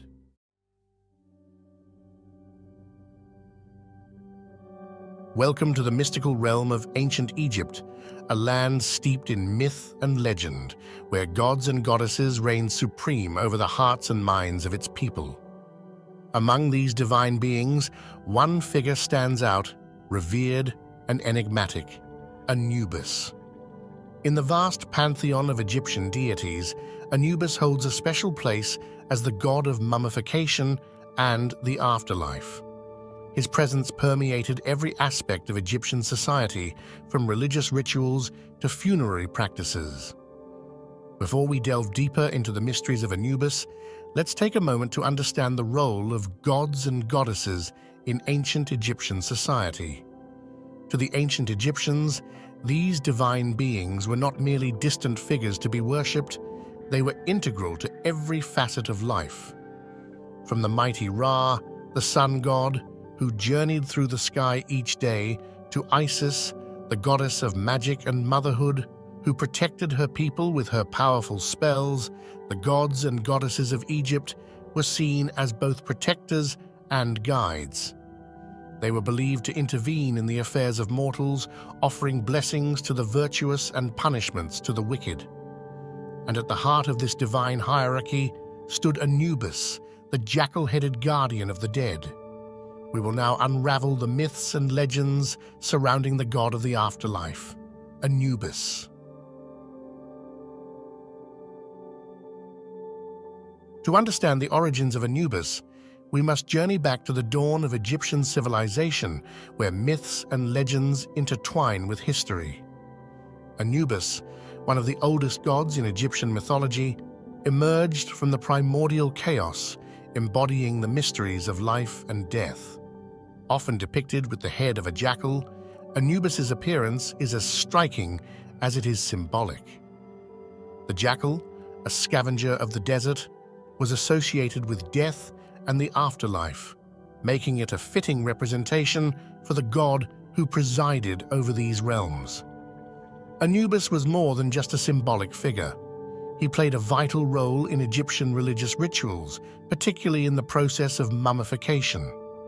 As the god of embalming and the afterlife, Anubis oversaw the preservation of the deceased's body and guided their soul to the underworld. As for his parentage, the origins of Anubis are shrouded in mystery, much like the god himself. While some myths suggest that he was the son of Osiris, the god of the afterlife, and Nephthys, others propose a lineage with Set and Nephthys. Regardless of his parentage, Anubis's role as the guardian of the dead remained constant throughout Egyptian history, his presence offering comfort and protection to the souls journeying to the afterlife. In the realm of Egyptian religion and funerary practices, Anubis reigned supreme, his presence felt in every aspect of the journey to the afterlife. From the moment of death to the final judgment, Anubis played a crucial role in guiding the souls of the departed. One of the most sacred rituals involving Anubis was the weighing of the heart ceremony, conducted in the Hall of Ma'at. Here, the heart of the deceased was weighed against the feather of Mahat, the goddess of truth and justice. Anubis presided over this solemn ceremony, ensuring that the scales remained balanced. If the heart was found to be lighter than the feather, it meant that the soul had lived a righteous life and could proceed to the afterlife. But if the heart was heavy with sin, it would be devoured by the fearsome beast, Ammit. Beyond the halls of judgment, Anubis continued to guide the souls of the departed through the treacherous journey to the afterlife. With his keen sense of direction and unwavering vigilance, he protected grave sites from desecration and ensured that the deceased found their rightful place in the kingdom of Osiris. The importance of Anubis extended beyond the realm of the spiritual, as his statues and imagery adorned tombs and temples throughout ancient Egypt. These representations served not only as symbols of protection, but also as reminders of the eternal cycle of life, death, and rebirth.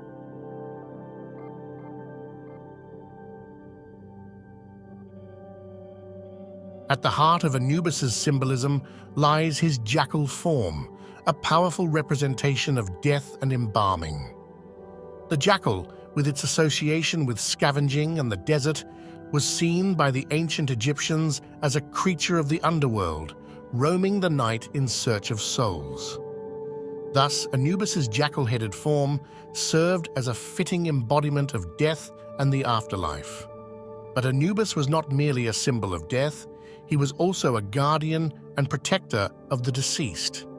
In this role, he watched over grave sites, ensuring that the souls of the departed remained undisturbed and safe from harm. In Egyptian mythology, Anubis's unwavering vigilance made him a trusted companion on the journey to the afterlife, guiding souls through the treacherous paths of the underworld. Throughout history, Anubis has been depicted in a variety of forms, from imposing statues to intricate hieroglyphs. These representations not only served as symbols of reverence, but also as reminders of Anubis's enduring presence in the lives of the ancient Egyptians. Anubis's influence extended beyond the realm of art and imagery, as his presence could be felt in the sacred texts and rituals of Egyptian religion. In hymns and prayers, Anubis was invoked as a protector and guide, his name spoken with reverence and awe.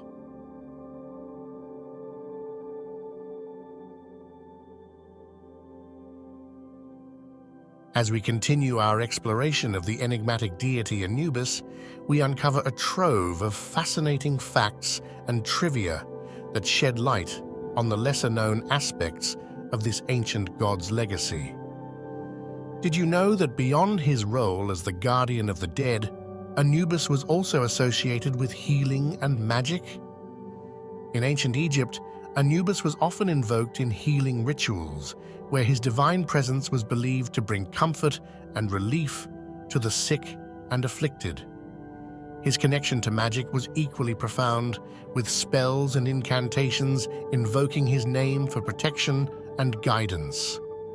But perhaps one of the most intriguing connections involving Anubis is his association with the constellation Canis Major, the great dog in the night sky. In ancient Egyptian mythology, Anubis was sometimes equated with the celestial dog that followed the great hunter god, Orion, across the heavens. This celestial connection further underscores Anubis's role as a guardian and guide in both the earthly realm and the stars above. Anubis's significance extends beyond his celestial associations, as he played a central role in the Osirian myth cycle, one of the most enduring narratives in Egyptian mythology. In this myth, Anubis played a crucial role in the journey of Osiris, the god of the afterlife, who was slain by his jealous brother Set. It was Anubis who embalmed Osiris's body, preparing him for his journey to the underworld and eventual resurrection. Finally, Anubis's legacy lives on in modern interpretations and representations, where he continues to captivate audiences around the world. Whether portrayed as a stoic guardian or a mysterious deity, Anubis remains a symbol of death, rebirth, and the enduring mysteries of the afterlife.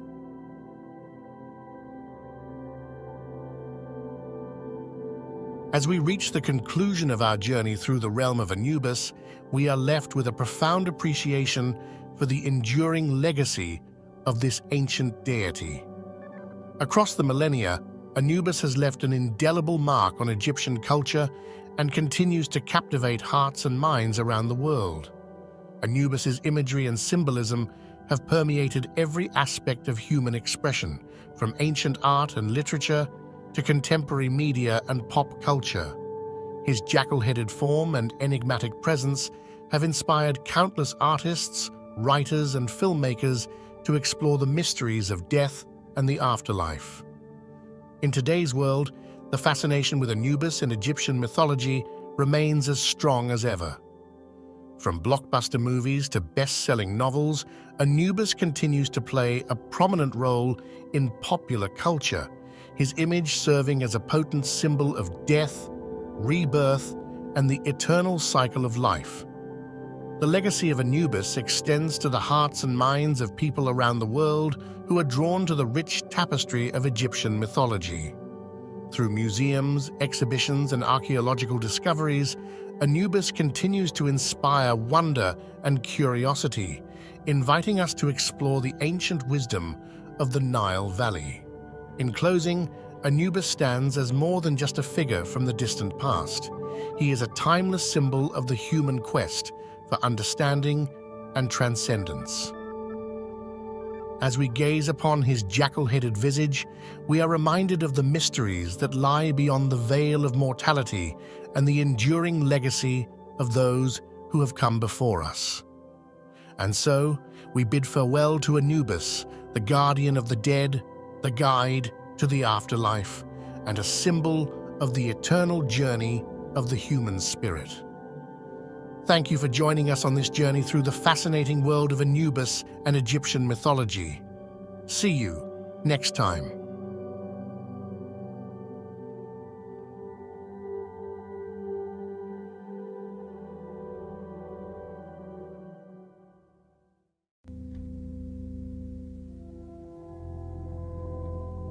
Get ready to dive into the magical world of Bastet.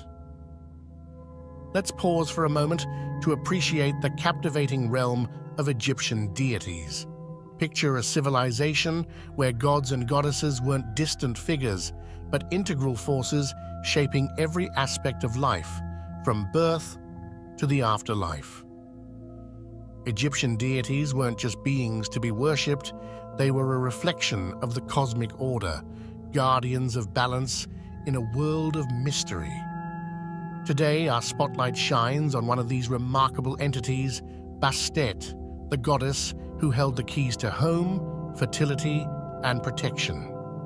She wasn't just a divine figure, she was a guardian, a symbol of the very fabric that wove through the lives of the ancient Egyptians. Imagine a deity fierce enough to protect, yet gentle enough to nurture. Bastet, with her enigmatic blend of strength and grace, held a special place in the hearts of those who sought her blessings. Bastet, situated along the fertile Nile Delta, was not just a city. It was the cradle of Bastet's worship. The very soil beneath it bore witness to the emergence of this revered goddess. Imagine a city pulsating with the energy of devotion, its streets alive with the echoes of worship. As we journey through time, we witness the evolution of Bastet's character.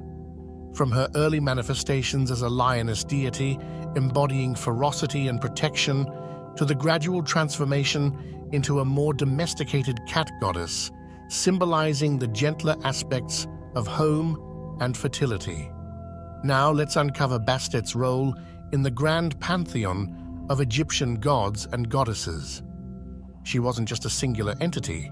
She held a unique place, often invoked as the defender of the home and the benevolent protector of those who sought her divine favor. As time marched forward, so did the artistry that adorned the temples and tombs of ancient Egypt. The evolution of Bastet's iconography is a tale in itself, from the fierce lioness to the graceful domestic cat. Each representation told a story, capturing the essence of the times and the beliefs of the people. Through the skilled hands of artisans, Bastet's image transformed, mirroring the ebb and flow of Egyptian society. Join me as we explore the intricate details etched into statues and carvings, revealing not just an artistic evolution, but a cultural one as well. Among the many facets of Bastet's character, one that stands out is her fierce protectiveness, particularly towards women and children, a deity whose embrace shields the vulnerable, whose presence brings comfort in times of peril. Bastet was painted as a guardian, a nurturing force in the lives of those who sought her refuge. Let's unravel the intriguing transformation of Bastet from a formidable lioness deity to a more domesticated cat goddess. Witness the shift from ferocity to grace as Bastet adapts to the changing beliefs and values of ancient Egyptian society.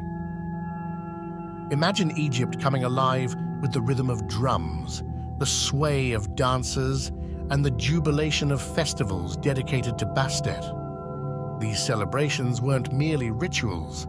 They were expressions of gratitude, joy, and the profound connection between the people and their goddess.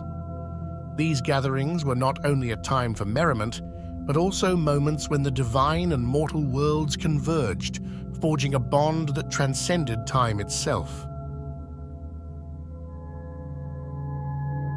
Our next stop is the renowned Temple of Bubastis, a colossal structure that stood as a testament to the adoration for Bastet. Imagine wandering through its grand halls, where the air was thick with the fragrance of incense and the chants of devoted worshippers echoed through the sacred chambers. We step further into the heart of worship and delve into the intricate rituals and ceremonies performed in honor of Bastet. From offerings of food and incense to elaborate processions, each ritual carried profound significance, symbolizing the devotion of the ancient Egyptians to their beloved goddess. Central to the worship of Bastet were the priests and priestesses who served as intermediaries between the mortal realm and the divine. Explore with us the roles and responsibilities of these spiritual guardians who ensured the sanctity of the rituals and maintained the connection between the people and their goddess. Through the sacred spaces of Bastet has unveiled the devotion and cultural significance surrounding her worship.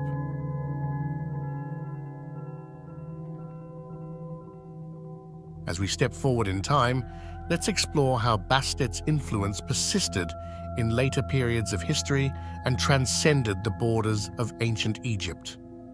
Discover with me the threads connecting this feline deity to different cultures and civilizations, showcasing the adaptability and timeless allure of Bastet. Fast forward to the present day, and Bastet continues to prowl through the fabric of modern Egyptian culture. From street art to contemporary literature, explore with us how Bastet's image has seamlessly integrated into the tapestry of global popular culture, captivating the imagination of people around the world. Archaeological excavations have unveiled treasures that further illuminate Bastet's story. Join me as we discuss the artifacts and inscriptions that provide invaluable insights into the practices, beliefs, and the widespread worship of this goddess in ancient times. Our journey doesn't end in the pages of history. Bastet's charm endures in the contemporary world, captivating the hearts and minds of many. From fashion to film, explore how this ancient deity has become an icon, leaving an indelible mark on the cultural landscape of today. As we conclude, let's take a moment to summarize the key points that made our journey so special. We explored Bastet's origins in the ancient city of Bubastis, witnessed the evolution of her character through different periods of history, and delved into the myths and stories that surrounded this benevolent goddess. From her protective nature towards women and children to the vibrant festivals dedicated to her, Bastet's influence resonates through the annals of time. We uncovered the symbolism behind Bastet's various forms, her associations with animals, and the symbols that adorned her temples, the Ankh, the Sistrum, each carrying a profound meaning in the worship of this divine feline. Our journey also took us to the temples dedicated to Bastet, where rituals, ceremonies, and the devotion of priests and priestesses echoed through the sacred halls. We traced Bastet's influence through later periods of history, explored her presence in modern Egyptian and global popular culture, and discovered how this ancient goddess continues to capture our imaginations even today. Thank you for being a part of this journey. Your curiosity and engagement have truly made this exploration of Bastet's world a remarkable experience. If you're as fascinated by ancient Egyptian mythology as I am, I encourage you to continue your quest for knowledge. Remember that the mysteries of the ancient world are boundless. May your curiosity continue to lead you on exciting journeys of discovery. Until next time, thank you and farewell.